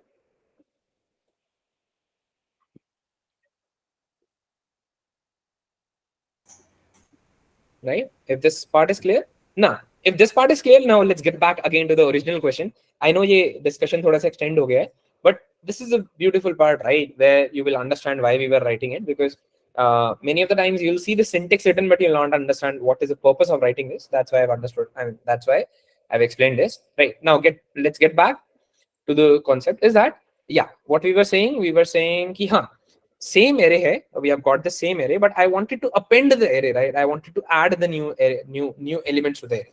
How can I do that?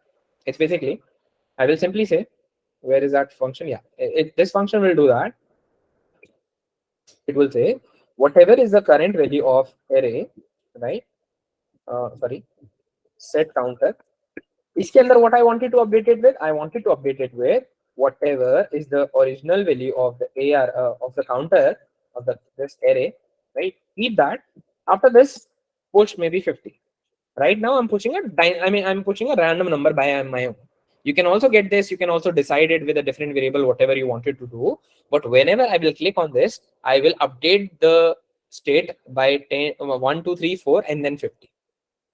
Whatever was the current value, उसके साथ हम जाके इसको modify कर सकते हैं. You might also wanted to know कि what if, right? मेरे को 2 को 20 करना. What if there is an already existing value? I wanted to modify that. That is also one of the possibilities, right? For that, you can use different functions, like you can map onto this. You can use filter. You can use reduce. You can use for each, वगैरह वगैरह, and you will create a new new object out of it, or you will create a new array out of it, right? Once you have created a new array, what you have to do is उस array को इस array से replace कर देना. What do I mean by that is, you have got a previous array like 1, 2, 3. You wanted to modify the certain element. What you can do is, you can map on this, map and create a new array.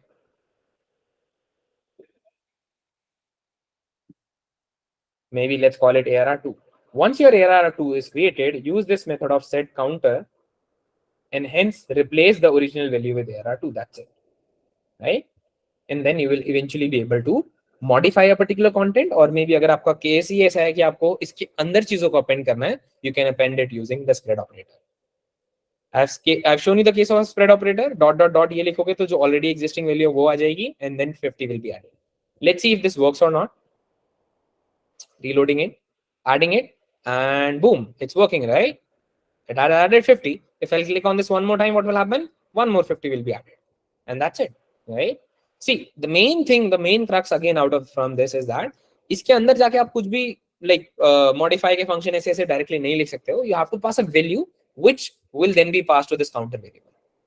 So the option that you can follow is, maybe आप already एक दूसरा function run करो, run a function outside, do the job and create a new array or create a new object or create new whatever you wanted to create this inside this. जो भी type इसके अंदर है वो नया create करो and just pass it smoothly and silently over inside this, and your variable will be updated, right? Understood?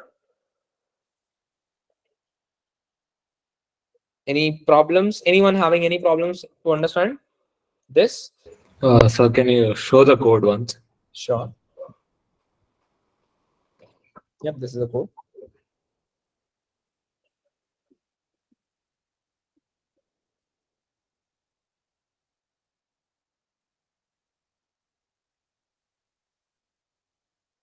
Any problems?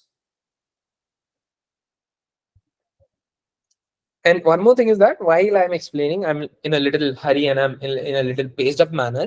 So this might be the case that right now you were able to see that, okay, things are working and things are good, but still not able to fully process it. It will Sir, take time. Yep. sir, I have a question. Mm-hmm. So whenever there is a button click over there, you're adding 50, right? Yep. How is that automatically called mapped over there? See, I told you one thing, right? We are using what? We are using a state variable. We are using states. And what Yes. benefit or advantage of using states is that as soon as you update it, all the instances or wherever it is being mapped, wherever the value of this is getting printed, it will update it in the real time, right? Yes. So that's why it is, updating on the screen. If I would have used a normal variable, it would have not updated on the screen. Maybe array can there, maybe this number would have been added to the array, but we will not be able to see it on the screen, Okay, sir. right? So then what is the difference between use state and use effect then? See, use state and use effect are two completely different things. Use state is basically for states thing.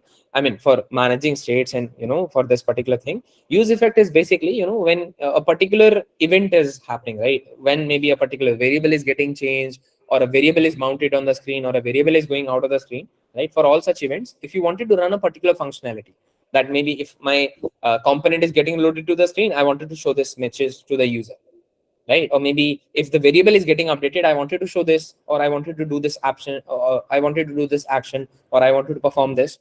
So for all such things, you can use this use effect hook, which we will just discuss in a minute, right?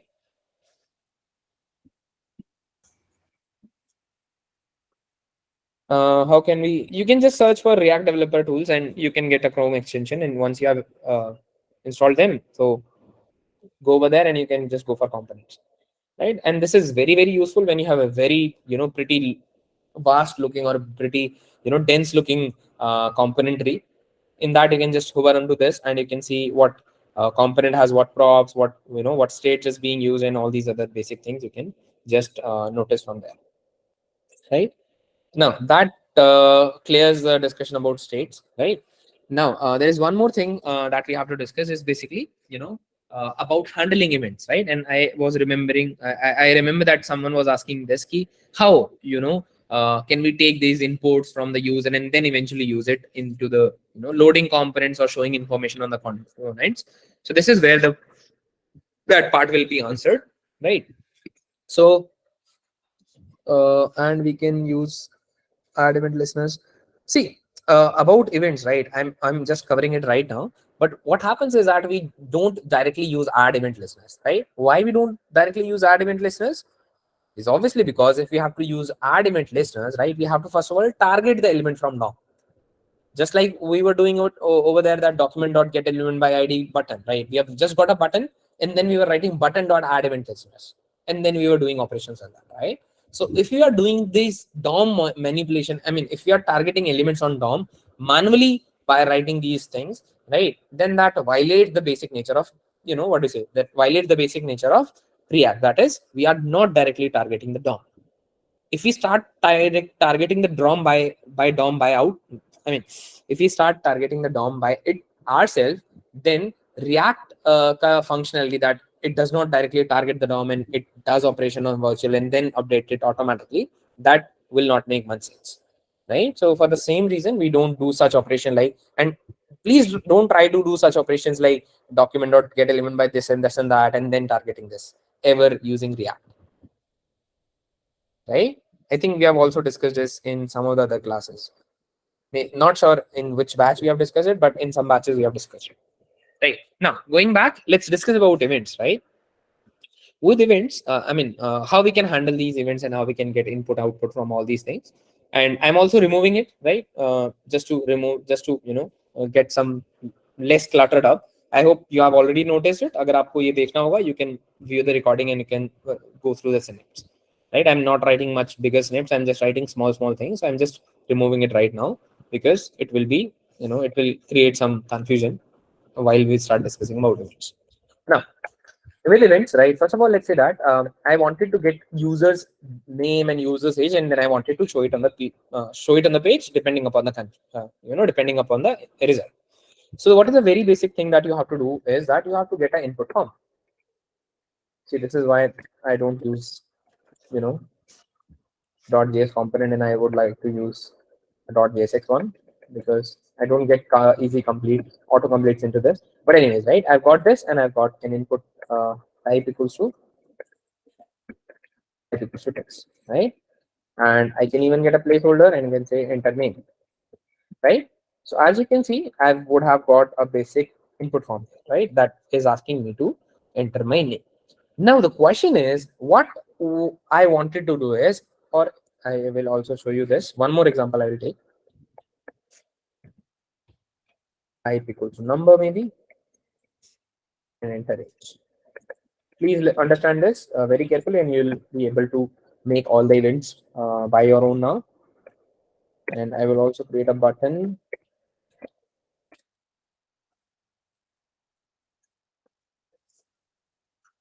Second.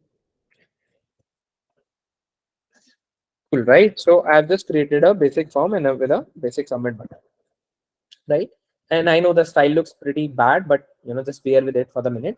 So iske andar, what I wanted to do is, as soon as I write the name, or as soon as I write the age, I should be able to store the name written, or I should be able to store the age that the user has inputted.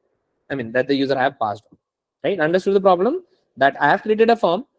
इस form के अंदर जो भी user लिखेगा, whatever the user is going to write inside this, I should be able to read this and I should be able to store it. Now the question arises, how you can store that, right? अगर आप DOM से बात करो, if you talk about DOM, how you would be able to store it? Any ideas? If I tell you to store the values that the user is inputting inside name, inside input age field, will you be able to store it now? Will you be able to store it then using plain DOM manipulations? Obviously, right? Target dot value kar lo, or component ko select karke dot value kar lo, that you'll be able to do. Right? Now the question is how we are going to solve it over here is that first thing that we will come across is basically events, right? So the first thing that we are going to do over here is that we will be okay, we'll not keep it on submit, but we will be doing what? We will be saying that there is a thing called as on change, right? There is an event called as on change, right? And just like we used to do on click, on mouse hover, on mouse enter, on different events were there, right? Similarly, all these events are there, but on change ka C will get capital, on mouse hover ka M will get capital, something like that. So on change is basically an event, and what this on change does is that whenever there is any change that is detected in this input form, this will get triggered out. Let me show you. Okay, one more very important thing to notice is that I've seen many times. Please notice this. I've seen people doing this many times. I personally have done this many times. I mean, one recent example was in the today's class, right? I was writing some something else inside this. Is that while you are writing this event, right? You should always pass a function inside this. You cannot write a statement directly inside this, because I would have done this. It will not give me any error, but this is obviously not accepted, right? Trying out something. If I will write this, it might look very correct, but this is not at all correct. You will think that if I will change anything, this should run, but this will never run, right? So please remember that these events always ask for a function. If you have created a function, then directly pass that function. But if you have not created a function, it is ideal to pass an arrow function inside this and then write things like this. Right? So abhi maine ye likha, what will happen is that whenever I will change, or anything will be changed inside my input box, this thing will be console logged. Let's see that. Move back to console. Let me clear that. Let's make it a little minified, and let's do that. And I'm clicking on this A B C D E F G H I J K, whatever I'm writing, right? You can see that the console is printing this string out. I have precisely typed in 12 letters, and that's why it has printed for 12 times, right? That is the very first thing that we need to trigger, that we need to recall, that we can have these on change events on all of the input forms, that whenever any change is detected, right, you should call for this function. Right now we are just console logging anything, but in about 1 minute, what we will do is we will, see that how this on change will eventually store the values for us, or how this is going to eventually, what I say, is going to eventually hold the form input for us, right? Itna point, is it making sense about the on change?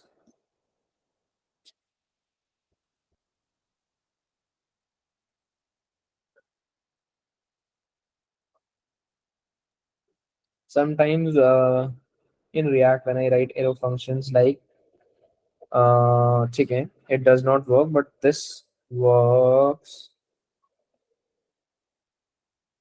especially on second one works, right? You're saying?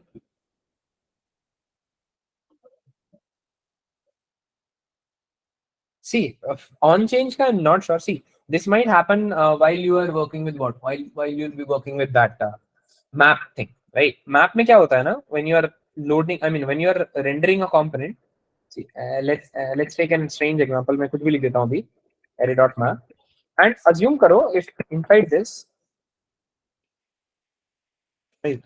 You're saying that यहाँ पे, if you will replace it, this thing with this, you are saying this, right? If you are going to replace these with this, sorry, इसको हटा के ये लिख रहे हो, यहाँ पे difference आ रहा है, right? Yeah, that will come in the certain point, right? This happens when you're, when you're rendering components. मान लो इसके अंदर आप card component render करें, if you wanted to render a card component inside this, yeah, something like this, we are rendering, right? So this might create a problem because your map always accepts for a return keyword, right? So if you are writing this, it will accept. If you are writing it, if you're writing like this way, it will accept that you will write a return thing after this, which obviously does not make sense, right? हर किसी के आगे return लिखना, it's not which is allowed, right? So that's why if you are loading, I mean, if you're rendering components, write it like this, cover it with these, parentheses instead of covering it with um, curly braces. That will be more apt way to write it. Cool, right? ये यहाँ कहाँ से आ गया? Yeah, that will be the more apt way to write it. Make sense? Yeah. I hope you understood the reason also, right? Because I hope ये हमने map, I mean, ये हमने उस time पे देख लिया होगा about doing the higher order functions, that these function always returns something, right? Map returns everything. Map returns an array. I mean, whatever you are working on, map returns that, and then filters also returns that. Reduce also returns that. So if you are writing a particularly curly braces, right, that means you are yet to write the return keyword. If you won't write it, it will not work. So to avoid that, you have to write it like this way. Cool. Right now, let's go back to the original discussion of the people who have understood this. That's pretty good. I mean, the answer, I mean, the scenario which I was answering, jisko samajh aaya, that was very, very good.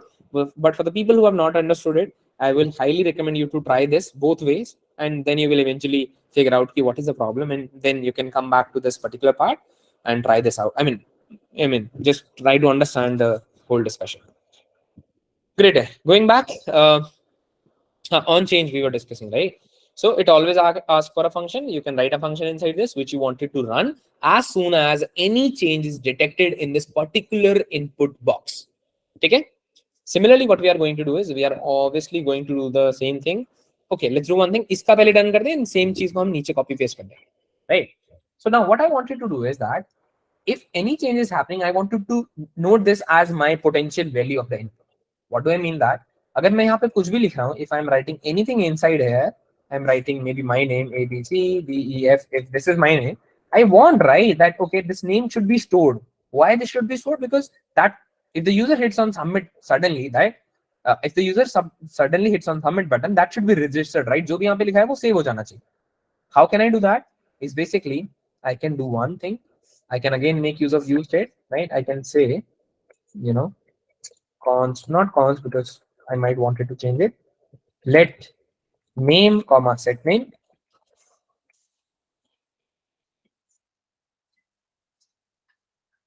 Wanted to set a basic, happen. Oh, sorry. What am I doing? Cool, right? So what I was saying that, yeah, I have created a name variable and I've created a, function to update that.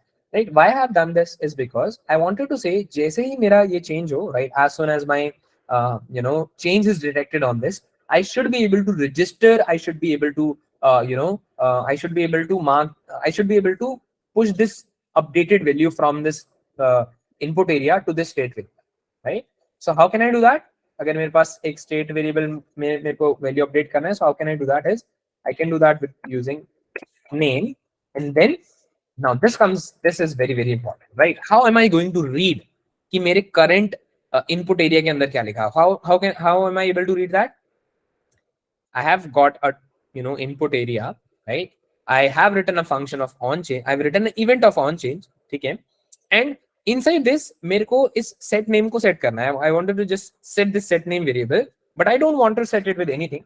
अगर मैं कुछ भी लिखना चाहूँ तो मैं यहाँ लिख सकता हूँ. That will be good. Nobody is going to nobody is going to raise any objection on this part. See, please notice this. The state is nothing, right? The state is empty. As soon as I will write anything, can you see this? Every time I'm writing anything, anything is getting set, right? जब भी मैं कुछ भी उसमें change करूंगा ना, anything is getting set into this. That is pretty good, but I don't want to set anything. I want to set what? I wanted to set जो इसके अंदर लिखा हुआ है. I wanted to set A and D, G, F, G, whatever it is. So how on earth can I do this? How on earth can I read what is written in this input area? This I wanted from you to tell me, right? How can I do this? Anyone?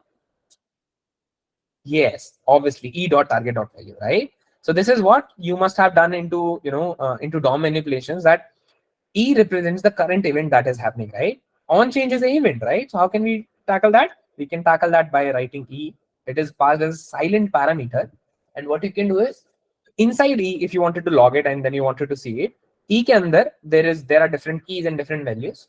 E dot target is a key inside which you can see that current element that you have selected, what is the value for that, what is this and what is that, whatever it is, right? जो भी इसकी values हैं, how you can read that, right? So what you can do is e dot target dot value.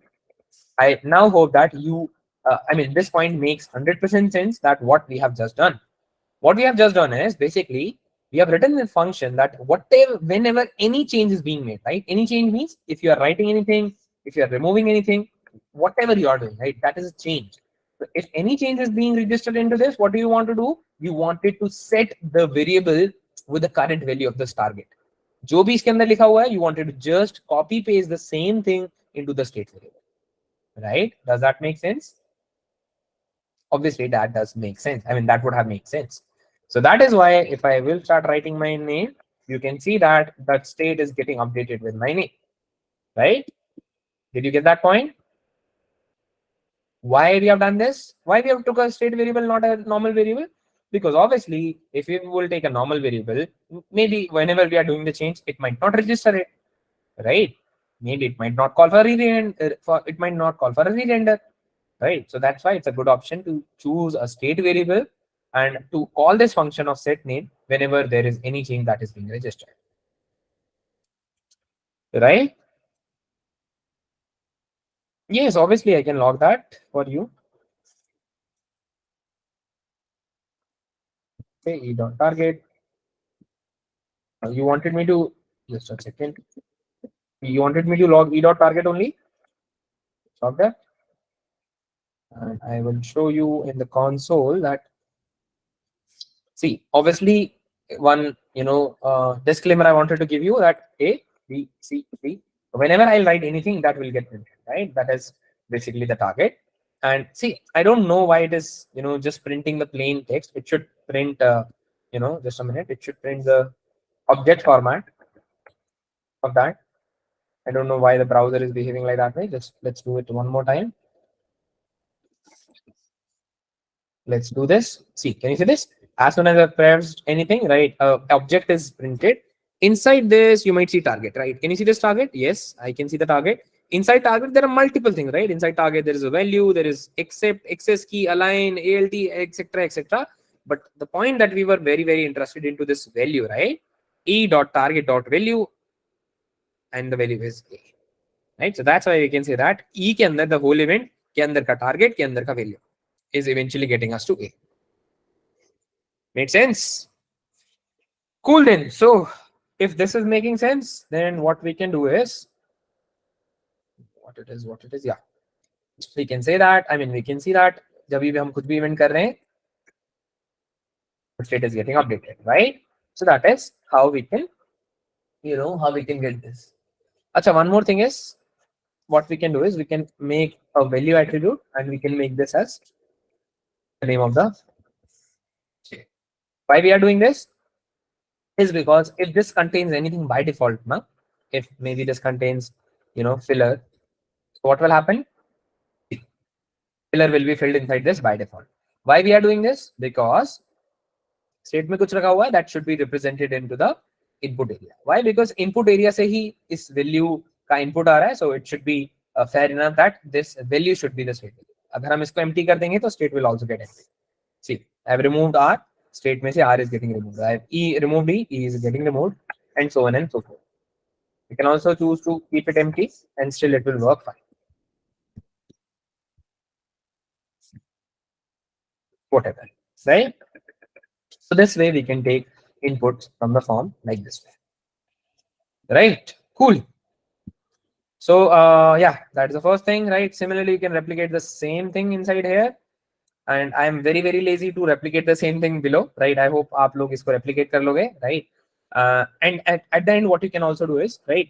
Although it's not, much of the necessary thing to do, is that agar aap submit karoge, right? Once you will submit on this, you can write a submit handler, right? If on click or maybe on submit, right? If you'll write on click function on this, you can write an on click function on this, and then regarding your own like wish or will whatever you wanted to do, right? You can call a new component, or maybe you can make alert or whatever you feel like doing, right? Maybe let's do this. Let's show the alert to the user. But hello, and then you can write the name like this way. And if I will show back, if I will write ABC and hit on this, and you can say, oops, why my name was not, why I was not able to see the name. Let's log it. First of all, why we are logging this console log matlab mein. Let's remove it. Name was this, right? On click, and let's first of all log this.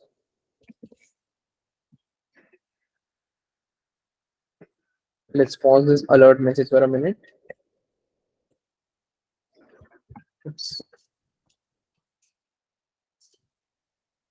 Let's see. We were able to see ABC, but why?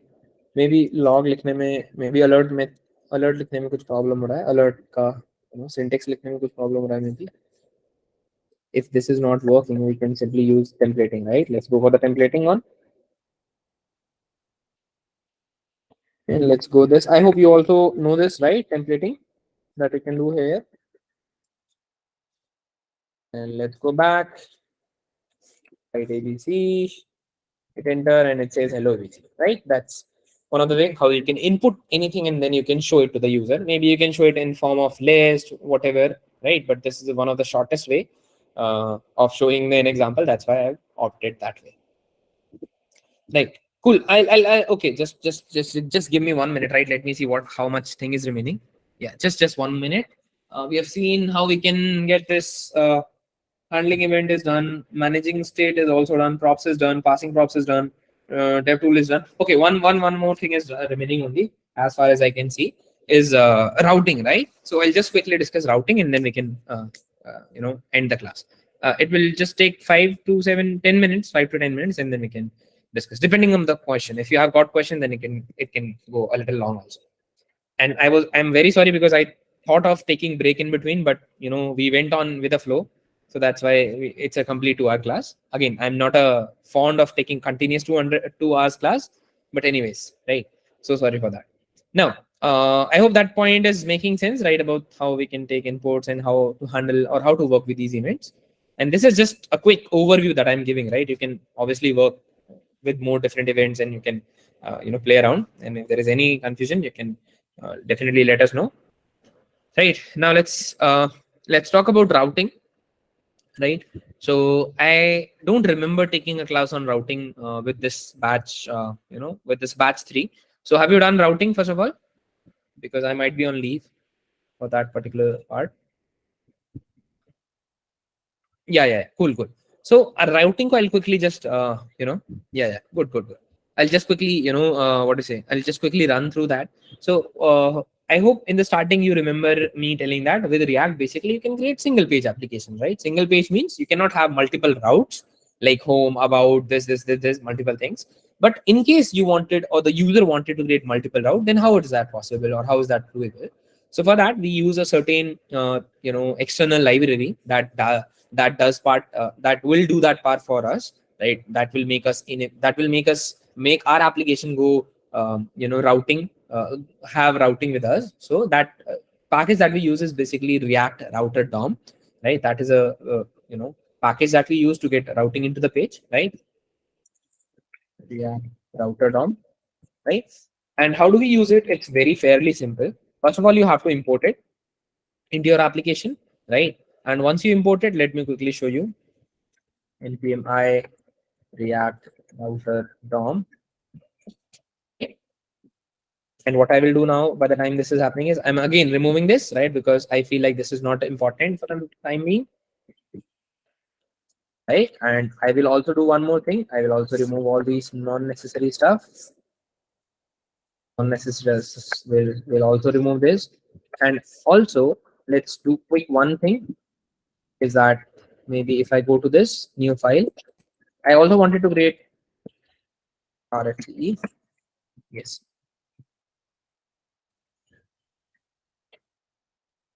Cool, right? So I've created two components, right? And I only wanted to show you that if I wanted the user to see navbar section, if the user visits on slash navbar, and if I wanted to see the user to see the hero component if he visits on slash hero, how can I make that possible, right?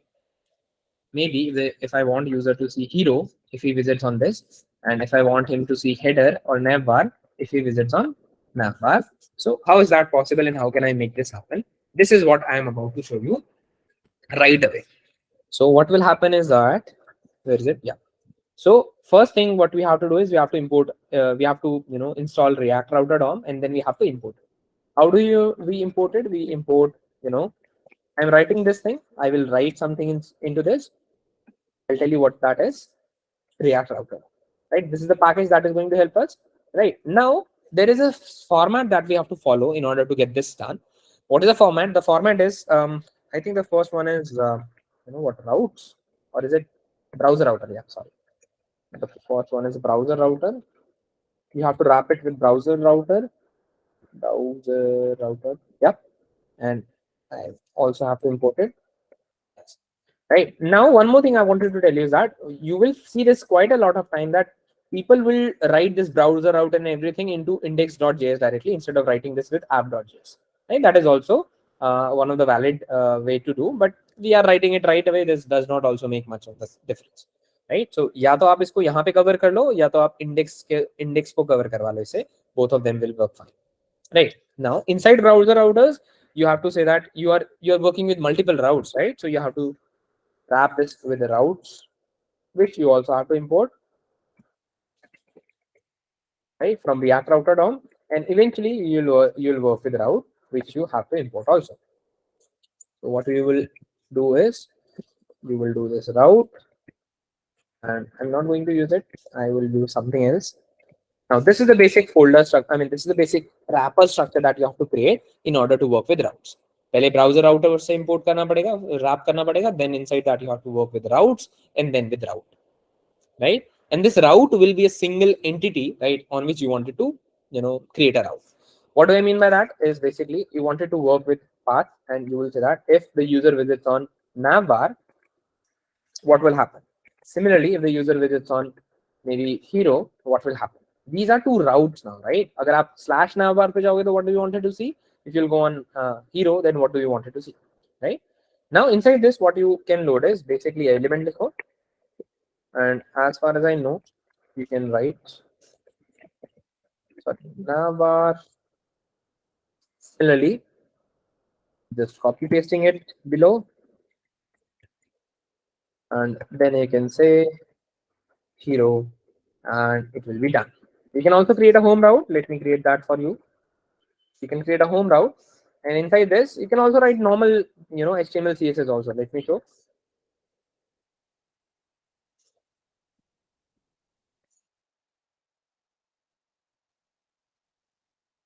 Right. So this is basically the route I've created for you. What happened?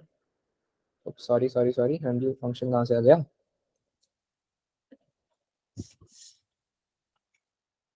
Yeah. Okay. I think nav bar में मैंने कुछ गड़बड़ कर रखी है. Yep. Sorry.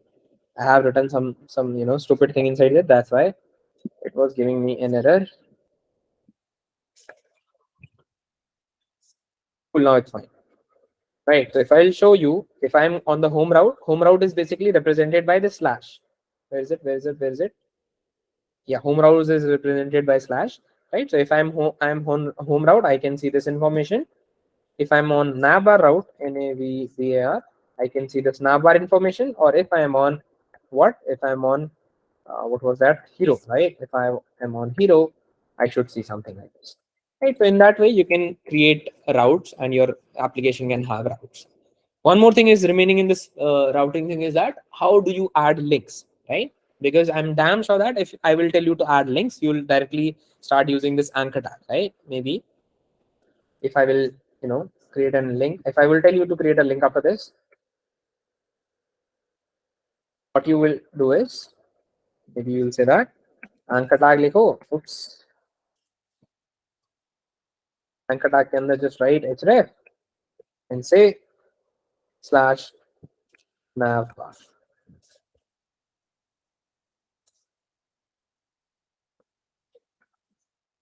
I'm not damn sure that you will do something like this, right? Let's see. If I click on this, it will go to home navbar. Similarly, I can do the same thing over here. Just a minute.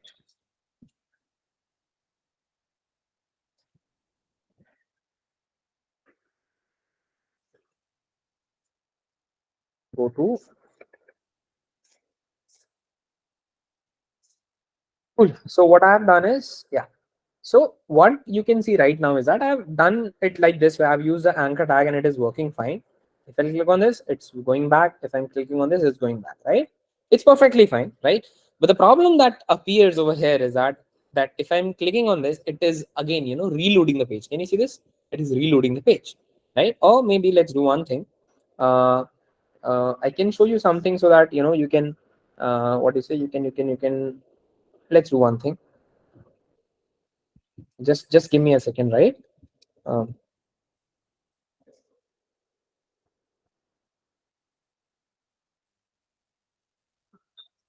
Something like this I've done. I've created a footer, and I just wanted to show you that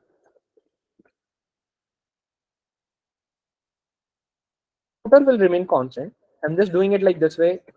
That footer should remain constant. I'm doing it intentionally that my footer is constant in both the pages. But if I will,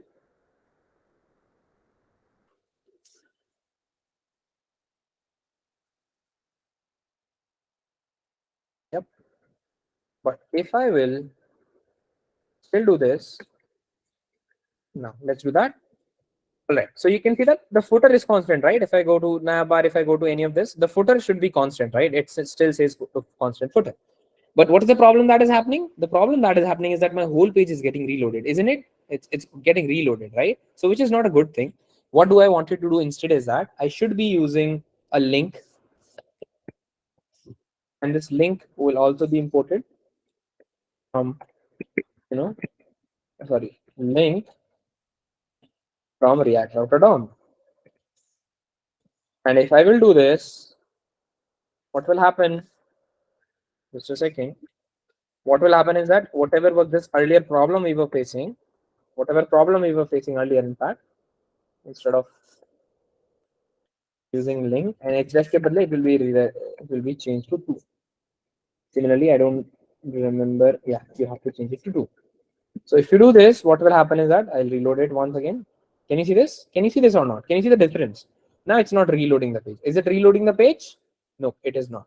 So that is one more thing that you can use instead of using anchor tag in any of your pages, you should use link, because that will not reload the page and not hence improving the efficiency or performance of your website. Again, this is not the only thing that is there in the React router. There are multiple other things, but these are the most important and most common ones which we have discussed it right now. Right, so that brings us to the end of the session, I believe.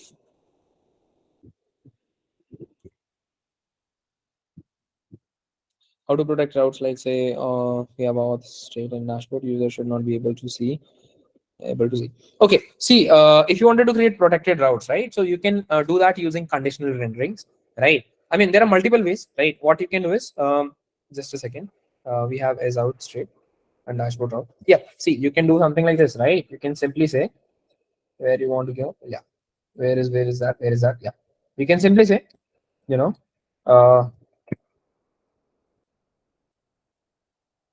sorry, and write something like this, right? You can simply say if is out, if it is there, then you can give a method of this route, right? Something like this. You can write. You can just ये जो component है, whatever it is, whatever you have written, just align it or just assign it with this conditional variable that you can have. Again, there are multiple methods to create a protected route, and that there are ways where your backend is also involved, but this is one of the quickest way that you can create a protected route using React Router. Right? I hope you have understood what I was trying to explain. Make sense?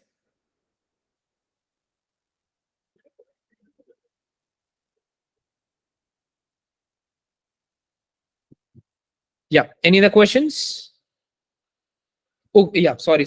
Use effect also. I was not, I forgot to explain it. Yeah. So use effect is basically, Yep. So use effect is basically, I told you, right? That it's a hook, right? That works on different life cycles of a particular component, right? Now, if I talk about life cycles, there are multiple other life cycles, but there are, again, I forgot the exact, what I say, the exact events, but there you can just, explain, you can just understand it into different stages, right? The first one being the, component did mount,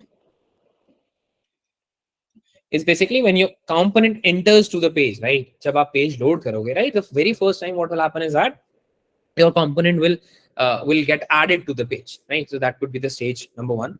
Second good thing would be component did update. Did update means that your component was already there on the page, but you have updated the variable, you have updated, the count number, anything that you've done that will count for a component did update thing, right? And third thing will be component did remove, I think. I'm not very sure with the event's name, right? I'm a little dicey on that, but I think something like that is the name of this, right? So these are different events that can happen, and depending upon this, what you can do is you can make use of these use effects, right? Now, how your use effect works, let me quickly run through that also. Is basically, I'll say that I'll not write the complete code, but I'll just do a simple stuff. To illustrate this, use effect. Yes, inside this, right? What you actually do is you basically write use effect into this way, right? It accepts for two parameters. The first it accepts is a function, right? It will accept for a function, and second is it accepts for a dependency, right? It accepts for a dependency.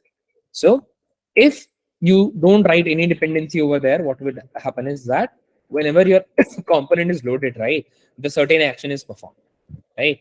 And if you write a particular, if you write a particular dependency, if maybe by chance you write a counter, I don't have a counter right now, but earlier we were having a state variable as counter. So whenever this counter will be updated, right, the function will be executed. Maybe you wanted to do one thing that jabi aap counter update ho, tabi you wanted to show a pop-up, or you wanted to change the color, or you want to do a certain action that you can write inside this, and this will work.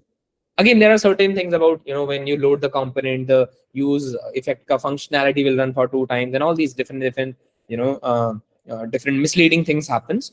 For that, you can consider going for the documentation, right? It is well described into there. But the main thing that you have to understand with the use effect is that it is just a functionality that gives you power to run a certain event when a particular variable is updated or when a particular a particular action is performed, right? जब भी किसी particular variable में कोई change आएगा तो you wanted to run a function, just write it with use effect inside this use effect as a function, right? Again, since I don't have particular variables whatever, so it is showing me error.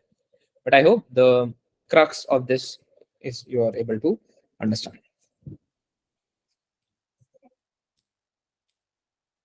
Great. Anything else which I forgot or which you wanted to know? Okay. Abdullah says we can call it a day. I also feels like we have covered everything about the React. Cool then, right? I don't think we have got any queries remaining. Great, cool, everyone. So, yep, I hope you have enjoyed the class, right? And it would have a very quick revision. So that's all from my side. Tata, everyone. Bye bye. And yeah, we'll meet in the whatever is the next upcoming class. Cool. Let me turn the recordings off, and we can then call it a day.